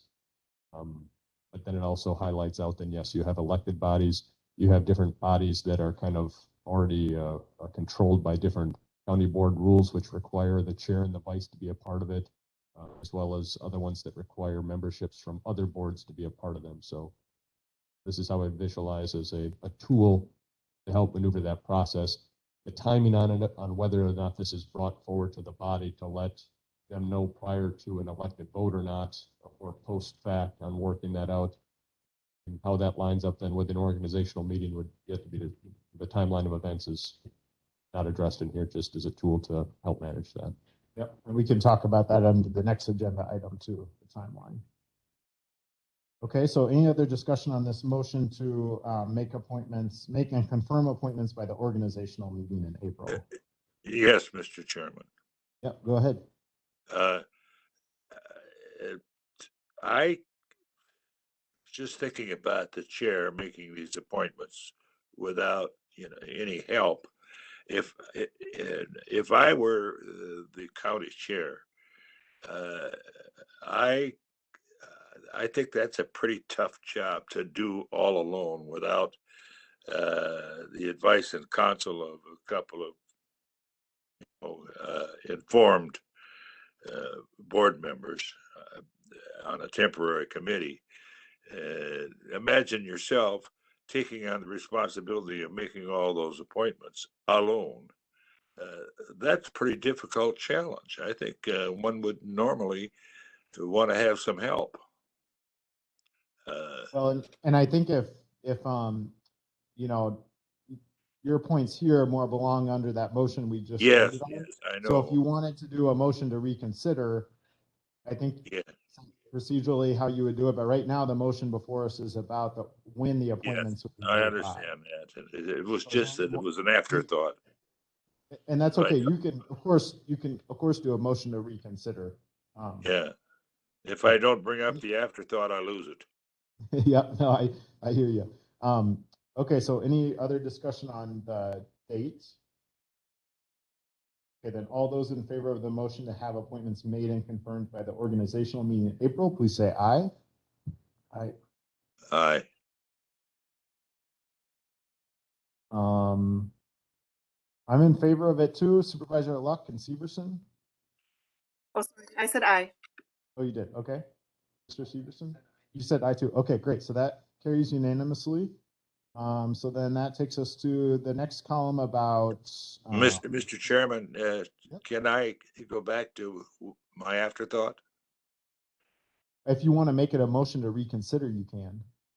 Yes, I would, if that is not inconsistent with the intent of Melissa's original motion, whether she had that in mind or not. If she has reasoning to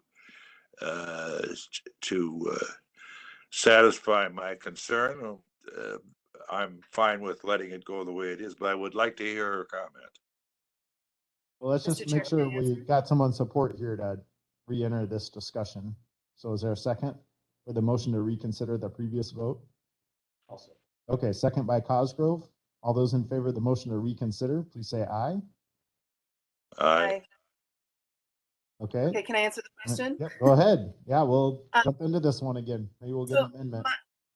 my assumption is that the chair is going to solicit help from whoever he wants to, whether it be the administrator, whether it be other board members. I mean, this just saying that it's his ultimate decision does not preclude him from being able to ask for advice from anyone he wants to. That's my thought process. And I agree with you, Mr. Seep, that he isn't gonna, it's a difficult thing to do by yourself and to keep it all balanced.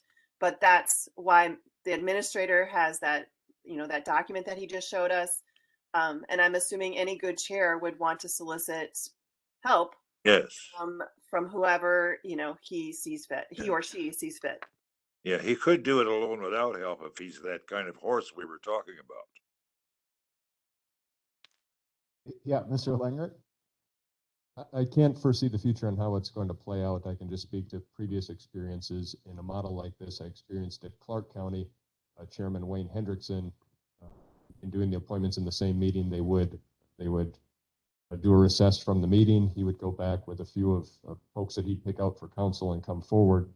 For the most part, in that system, and again, that's not Richland County, that's Clark County. You know, majority of the currently serving supervisors stayed on the committees, and it was kind of appointing the new folks in the new chairs, and then folks that possibly had timed out. So overall, it wasn't trying to fill all 100 and so many slots that we have. It was kind of evaluating openings from folks moving on, new folks in, timing out, and if there were any types of concerns with members on the committees that were brought forward by chairs or such. Thank you. Just Okay, filling so- vacancies. Yep, that's what he was saying. So does anyone want to make a motion to amend to formalize something else, or are we okay with where that vote landed? Well, given Melissa's observations, I'm satisfied with it as it stands. Okay, let's go ahead and, The board may change our mind. that's right, they may. Okay, so let's go on to the column about who removes committee members. So, I guess I'll take a shot at this one just to keep us moving here. I'd make a motion that it would be the county board chair with county board confirmation.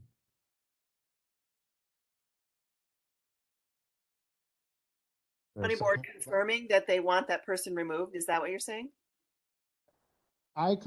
Yes, that's what I'm saying. Yep. Okay. And I guess my reason is that I think that, you know, I think it might be too much power in the county board chair's hands just to remove someone without taking it through the process of appointing someone else. So I would see it as like a removal and appointment. So you remove person one, you appoint person two, and you get county board of confirmation to make that change. So that's the intent of my motion. Mr. Chairman, Yep, go ahead. wasn't there something in the rules about removal by a majority vote or a 2/3 vote of a board member for cause? Seems to me. Just for county board, that's all. That's for county board as a whole, but not for to be a member of a committee. Well, a member of a committee is a member of the county board normally. But you would have to remove, our rule speaks just to whether or not they're being removed from the county board as a whole. Like they would lose their seat totally. Okay. We don't have any language about. Removing from a committee? No. We just have language that says in the event of a prolonged unexcused absence of a supervisor or citizen member of a committee, board or commission, the chair of that committee, board or commission shall notify the county board chair of the absence. But that's pretty much it. Okay. It's just the notification that's addressed. Well, go ahead. Mr. Chair. Yeah, So, I mean, I guess my only hesitation with it being confirmed by the county board is just that, you know, maybe the person being removed from the committee doesn't want the whole county board to know they're being removed from, I mean, it makes that very public and maybe embarrassing. I don't know, I understand. yep, Mr. Severson, go ahead. Do we need a second because you made a motion? Or? Yeah, sure. Someone So wants to we can- second it. So we can talk about. Yeah. I guess I would second it just so. For Okay, so we got discussion. second We were kind from of formal. Severson. So Chad, you were on this last session, weren't you? The rules. Okay, so wasn't there an issue before with a county board supervisor that got removed from a committee and was brought to this ethics committee, and you had a closed session over it, and then he ultimately resigned or removed?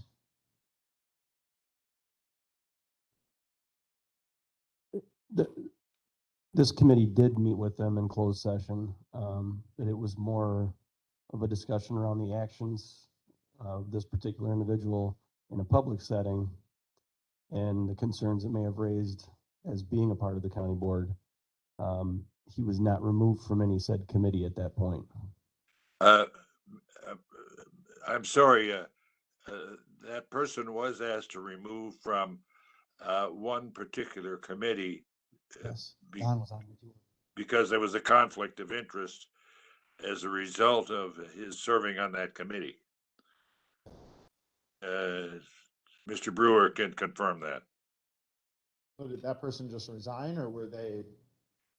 Well, he was told that he had to resign from the committee, remove himself from the committee because of the behavior issue that related to the mission of the committee that he was on. I'm trying to generalize here. Who? And so who I don't made- want to. who We made that want to be decision careful that- not to. We want to be Understood. careful not to get into the weeds too deeply with this because No. We're just talking about who's in charge of making that removal in this the situation. chair did. The chair of the county board. Yes, and you can confirm that with our current chair. Okay, so that's not in our rules, but of course it didn't go to the county board for confirmation. And that's the supervisor. Well, point. maybe he So- just went.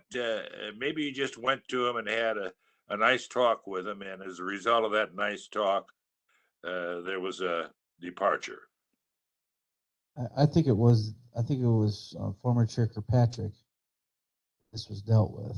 No, it Along with wasn't. the rules committee, and I think she may have Well- taken the guidance or advice from rules. It's something that we got to figure out how that happened. Okay, yeah, we just need That to- was the current chair. Okay, well, it doesn't matter which chair it was. We're just talking about who's in charge of making that decision. It's not spelled out right now. And so do we want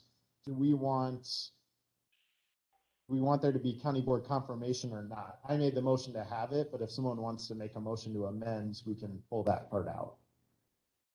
I have one other question Sure. before you did. What if the chair of the committee doesn't agree what if the chair of the committee really feels and there is good reason for that person to be removed, but the county board chair does not want, we just give it to whatever the county board chair wants. We don't take into account the committee. Well, under this scenario, yes, that would be Yeah. under the motion I made, it would be the county board chair's call with confirmation from the county So board. then I think to your talk, Melissa, I think then you would stand up and petition the board or argue to the board your position on keeping that member on the board. Or that committee chair would. I shouldn't say you as specific. Or the chair, if the chair wanted them removed, the committee chair wanted them removed, but the county board chair did not, then if it was confirmation by the board, the committee chair would have the opportunity to voice that. Well, but the county board chair would never bring that to the, Right. county So board yeah, meeting. that's my question. Yeah. So I think that's what she's trying to say. If the chair wants that person gone, if the committee chair wants that person gone, but the county board chair does not, it would never make it to the county board for a discussion. Go ahead, Mr. Langreich. Yep, Mr. Chair, you'd have a gate in that scenario, but at the same time, your check and balance then would be to retain that supervisor as your chair or to remove your county board chair. It would be the same type of check and balance like with your county administrator, who would have authority for bringing forward appointments for commission and boards that you'd be able to confirm or deny. But if you absolutely didn't like that, then you're looking at replacing the county administrator or personality in that role. True, if it was a big enough issue, we could vote and have a new county board chair. That committee chair would have that option to argue to the whole board, this is so egregious that I think we need a new county board Right. chair. I mean, obviously that's probably not going to, yeah, I guess that certainly wasn't the circumstances I was dealing with. It wasn't that big of a deal, but it does make it difficult to run a committee when you have people not showing up. Okay, so any other questions or motions to amend on this one? It's a very touchy issue. It's very touchy. Yep, I know it's one of these things that Andy Phillips is recommending we deal with, and here we're dealing Well, with. yes, but we do have to take care to protect people's reputation regardless. You know, Maybe this will add some pressure to be extra good. That's true. If it's going to go before the county board, a removal goes through the county board. That is true. That could add a level of responsibility to our supervisors, making sure that they participate appropriately. yes, and may I say something? Yes. The other thing is, if you have a specific option in there, offering the person whom you're trying to remove, to give them the option to resign so they don't have to go through the board. That would be a nice off ramp. Mr. Chair? Yeah, go ahead. Is that Mr. Williamson? Yes, sir. Did you check into what other counties do? Was that in your flow chart in this scenario? I did. So I got 1, 2, 3, 4, 5, 6 answers. The first county, the board chair does it. The second county, the board chair has a discussion with the member and asks if they can step down, kind of informal. The third one, the ethics committee looks at it after a corporation council investigation. The fourth one, the board chair removes with county board confirmation. The fifth county, it's unofficial, discussions only. And the sixth county told me it was not defined. And then I didn't hear from the other 4 counties. My thoughts were possibly, and I don't know if we'd have that power, if it was a 3/4 vote of the commission or committee. But I suppose it's still got to go to full county board. I don't know. That was one of the thoughts I had. Thank you. Oh, yeah, of course. Well, thanks for sharing your thoughts. Any opinions on that? Does anyone want to make any motions to amend this one? I think the less publicity, the better. Well, how about a motion to amend to allow a committee member to resign?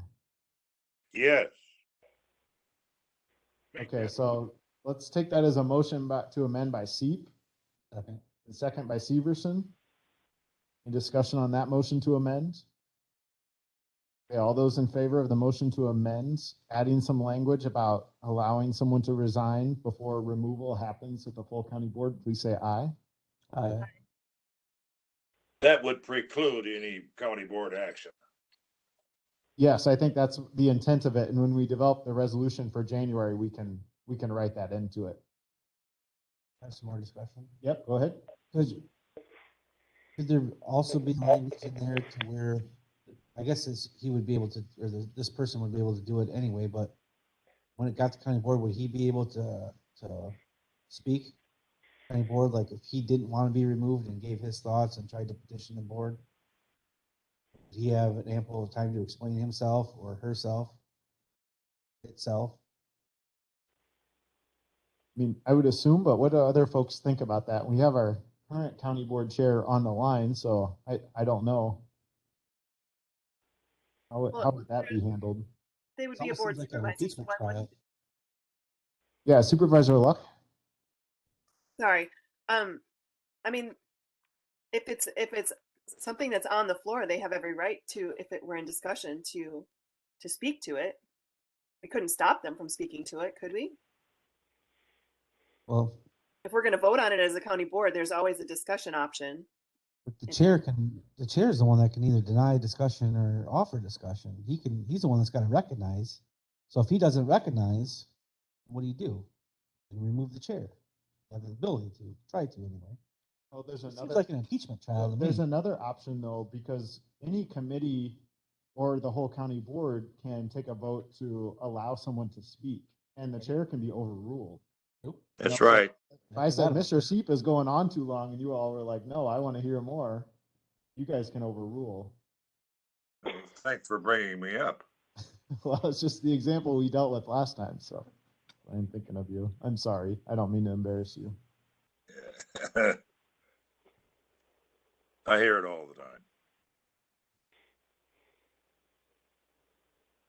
Yeah, so I think there's ways for that person to defend themselves. I would think a good chair would allow that person to defend themselves if they wanted to take it to the full county board. But you're right, the county board chair does determine when people can speak and when they can't, but they can be overruled. So there's different ways to get around different things. Mr. Chair, Yeah, one other quick question. I don't know if this is the place where it would be added, but should we add language about how soon someone who's been removed or asked to be removed should be replaced? well, let's take care of this motion to amend first. So there's no other discussion on this motion to amend. Just as a reminder, this motion to amend is to allow a resignation option for a committee member before removal happens at the county board. So all those in favor of that motion to amend, please say aye. Aye. Okay, that carries unanimously. So now remind me of what you said again. Well, my question is what, so we're saying who removes them from the committees, but we don't have any language about how soon after the removal or resignation or however that they would be replaced. Because I'm currently dealing with someone who said they were leaving the committee a couple of months ago, and I still don't have a replacement on my committee. Is that because the person has not been removed? No, they asked to be removed. So I'm assuming, I don't know if there's no formal process other than saying they don't want to be there. They haven't attended any meetings. So I don't know if we need to clarify that language as well, and if that's appropriate here or if it's a different conversation. I don't know, it might be different.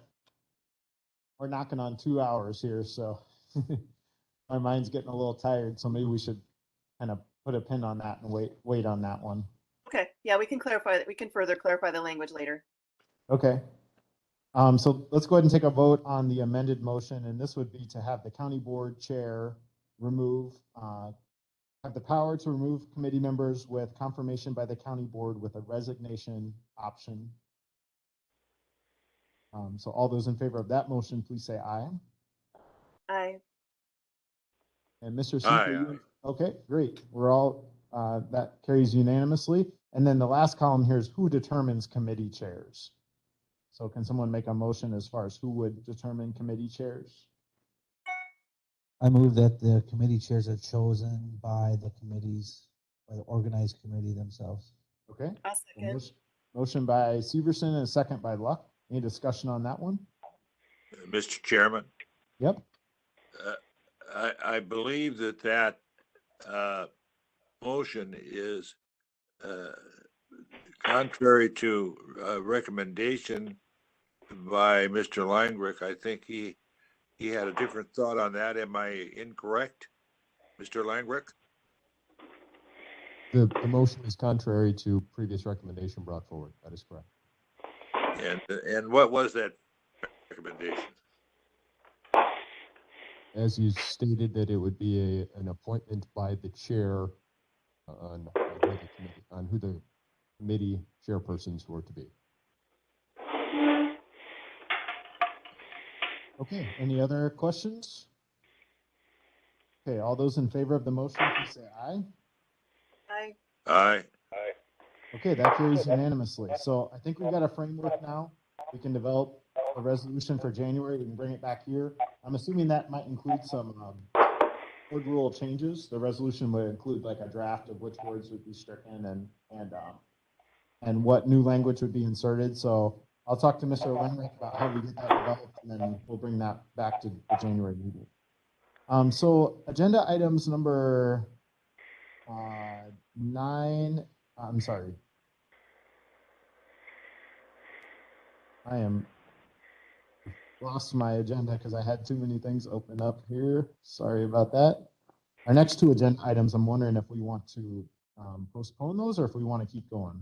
Say we could postpone the orientation packet, in my opinion, postpone the orientation packet, but talk about the vice chair and the chair position running so we can get that ball rolling Okay. on that and approval. Because we gotta have them turned in by January. We're not gonna meet until January and then have something approved. It probably has to go to February. Okay, I'm fine with skipping agenda item number 9 and going to 10. Everyone else okay with that? Does anyone need to get going? Okay, hearing none, so let's move to agenda item number 10, process for running for board chair and vice chair. So I just wrote up something real brief on this just to get us going. This was a future agenda item brought up last time. And let's get into the right folder here. So what I wrote was a recommended motion to establish a process for board chair, vice chair to be drafted into county board rules with components recommended by the Rules and Resolutions Committee. So I was just thinking of different considerations we might want to make. Application materials, I think that was the main thing that was brought up last time. Supervisor Luck, you had mentioned like a plan for direction from the county board chair candidates or like a resume or something like that. Also, what are the roles and responsibilities of the chair and the vice chair? We might need to do a little more digging to see what those roles are and to make sure that that's publicized for everyone to think about. And then the third one, the relation of the timeline between the election of the chair and vice chair and the appointment of committee, commission, board members, which we were just talking about in that last agenda item. So I'm thinking this would need to be written into county board rules if we do something here, and county board rule number 2 currently says, this is all it says. This is all the detail we have. At the organization meeting in even numbered years, the board shall elect a chair and vice chair by secret ballot. All ballots shall be formal ballots. A majority of votes of the members present shall be necessary to elect. So when I was reading those St. Croix County board rules, there were they did have 3 questions in their board rules that they expected board chair candidates to stand and answer at the organizational meeting. I haven't done very much research. I just happened to, that was just an accident that I ran across that. But with that, I mean, and this kind of does go back to the other agenda item that we skipped. There is kind of a questionnaire that Mr. Langreich prepared for different county board supervisor members. So there are some questions there as well. But I think we need to determine, do we want these questions publicized, and do we want everyone to see this in their orientation packet, or should you have to go and contact, say, the clerk or the administrator to get application materials, or what are folks thinking about? What should the process look like for this?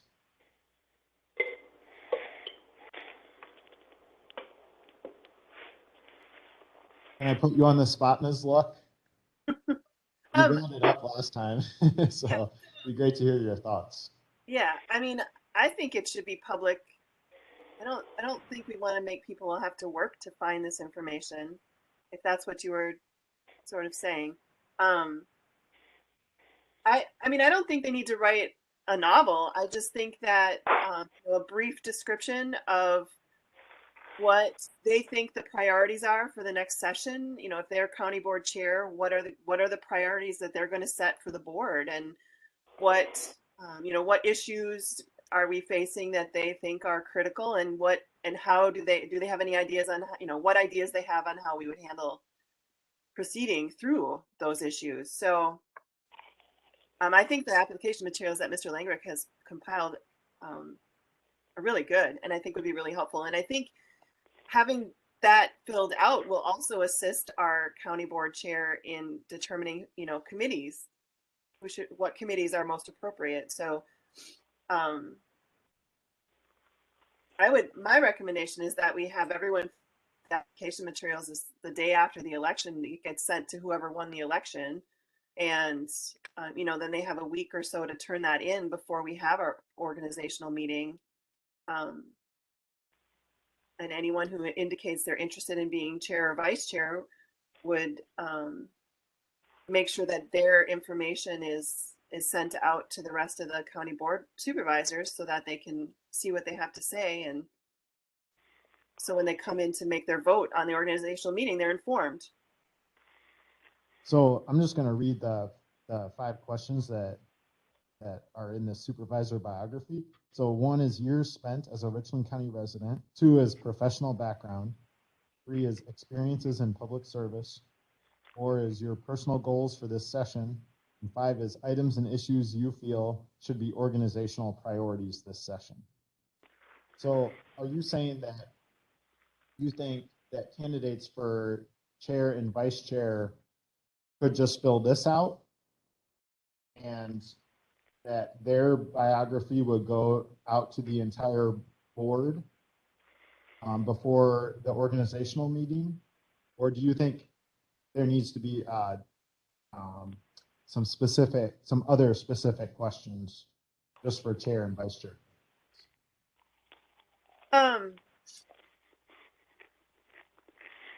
Well, I mean, I would hope that someone running for chair or vice chair would not just write a sentence under, I mean, some of the other supervisors, some of the other, new supervisors and others may not write, may not write a lot, but I would hope that if someone is seriously interested in being chair or vice chair, that they would fully answer those questions.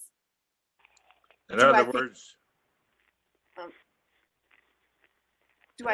he shouldn't say dictator or horse. I think the last 2 questions would capture it.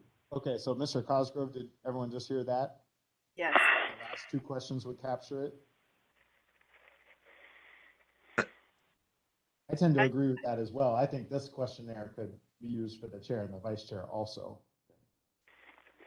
Good. Okay, so now about the, you're kind of bringing up the timeline in your comments, Ms. Luck. So do we need to establish like the dates in our county board rules when people would have their applications or when they would indicate they want to be the chair by or vice chair? So that can be sent, we got to think about, I'm thinking about like when we've had our treasurer applicants and our clerk applicants, we saw those materials ahead of time. And I think right now, the way it kind of works is no one really knows. It's kind of just word of mouth, and I think if we're going to make this a little more transparent, be really open about how, we're choosing our chair and vice chair, maybe we need to set some dates, to make sure that everyone's got enough time to look through the materials and think it through. It's a kind of tight timeline between the election. I don't have a calendar open right in front of me, but the election and that first board meeting, is it only 2 weeks? Something like that?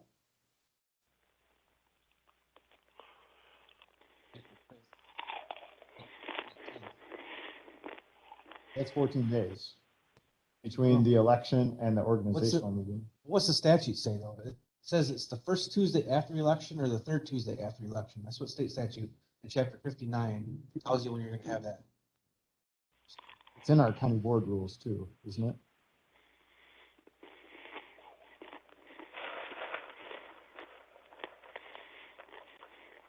Well, in the case of the treasurer application, I don't remember the other one, but the resumes came out the day before the county board meeting, and that was sufficient time for most of us, I'm sure, to review them.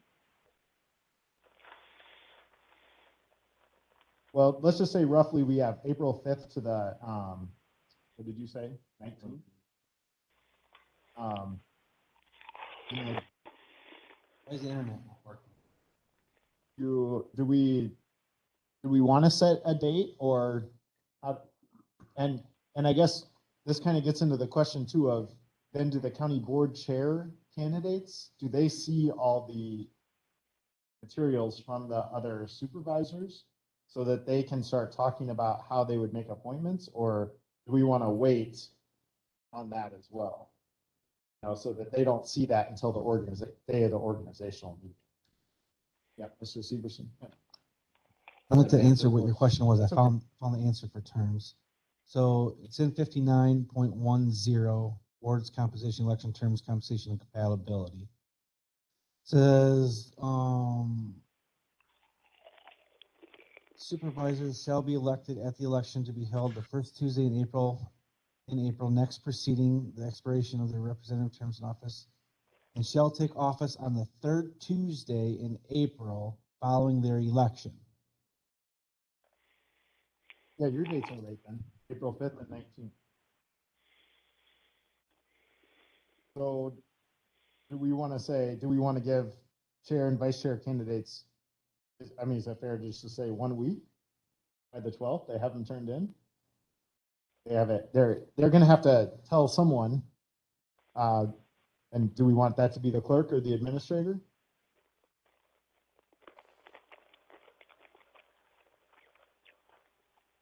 Just make a generalized comment. Yeah, go Happened ahead. fast. So when I first Yeah. got elected back in 2016, I remember Supervisor Clary calling me, and we met at his office and we had a little discussion about county board, what work, my feelings of the county board, and then he told me that he was running for county board vice chair and would like my support. And Janetta, on the same hand, she called me and told me what she was doing and was running. It was like, so they took initiative themselves to the new people to try to get, oh, it was like schmoozing. In other words, they were campaigning. Yes, they were. Yes. Yeah. And I think the goal of this is to bring the process a little more out in the open, so that if you're a new county board member and no one has contacted you, that you've got the same opportunity as someone else. I don't know that, I mean, I have not always been contacted by every person running for chair. You know, I don't know what everyone else's experience. I mean, you obviously, you know, were in, at least in a couple of those examples, you know, when you first got elected, but I know it's a little awkward to talk about here, you know, but I think Mr. the Chairman, goal of this is to kind of bring it out in the open so that we can kind of see what's going on. Mr. Chairman. Yeah, go ahead. Yes, I think it's good that everybody sends out their resume and their answers to the questions. I think that it should be within a very short time period before the board meeting. And my reasoning is this, is that if you have a lot of time, say 4 or 5 days before the organizational meeting, when you elect a chair and vice chair, there may be a tendency from a political vantage point of some may wanting to make calls and do a little horse trading for votes, and that does happen in some counties. It certainly wouldn't happen in Richland County, I'm sure, but the lesser a period of time between the time those resumes go out and the time of the organizational meeting gives less time for conversations.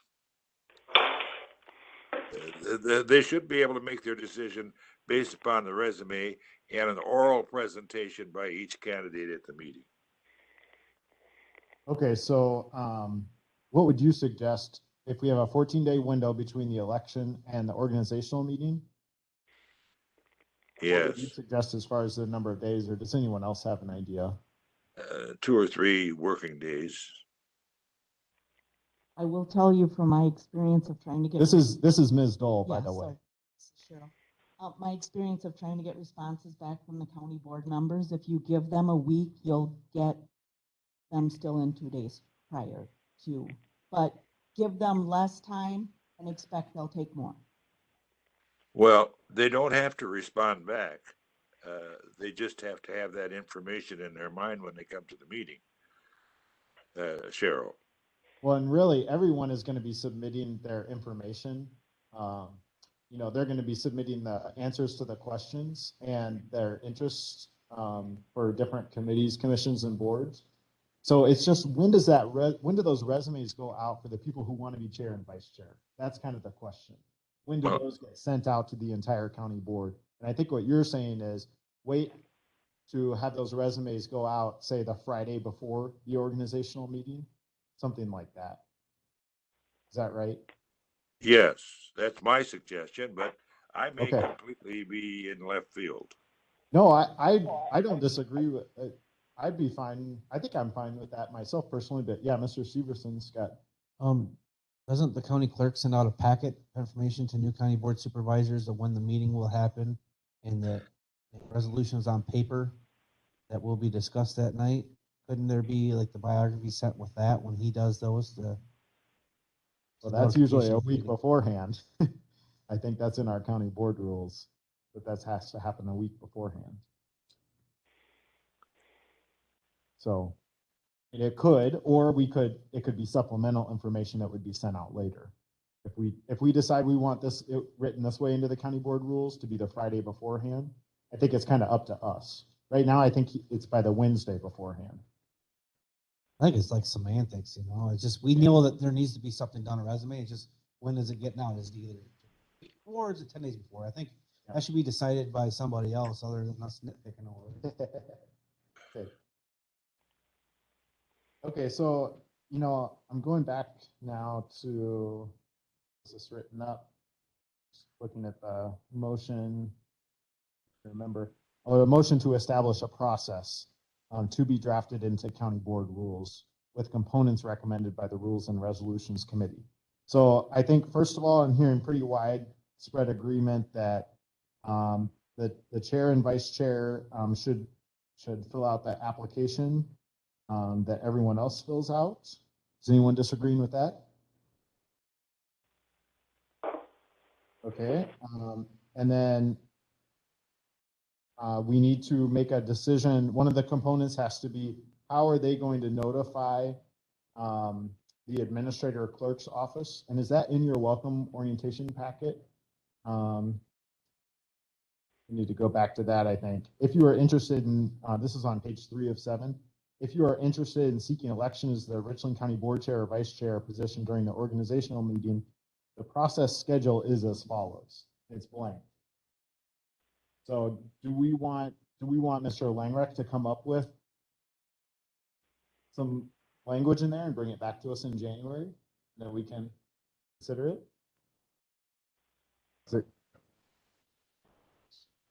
Your mic's not on. No.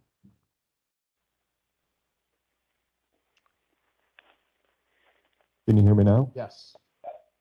Good. On the turnaround, so I presumably your chair is most likely going to be an incumbent coming back to you. Not always. Everybody has a fair shot at it. Current process would be, obviously you're waiting to that meeting, and then you're having a nomination and a second to be placed on a nomination and seeking nominations and closing, all those types of things at the night of that meeting.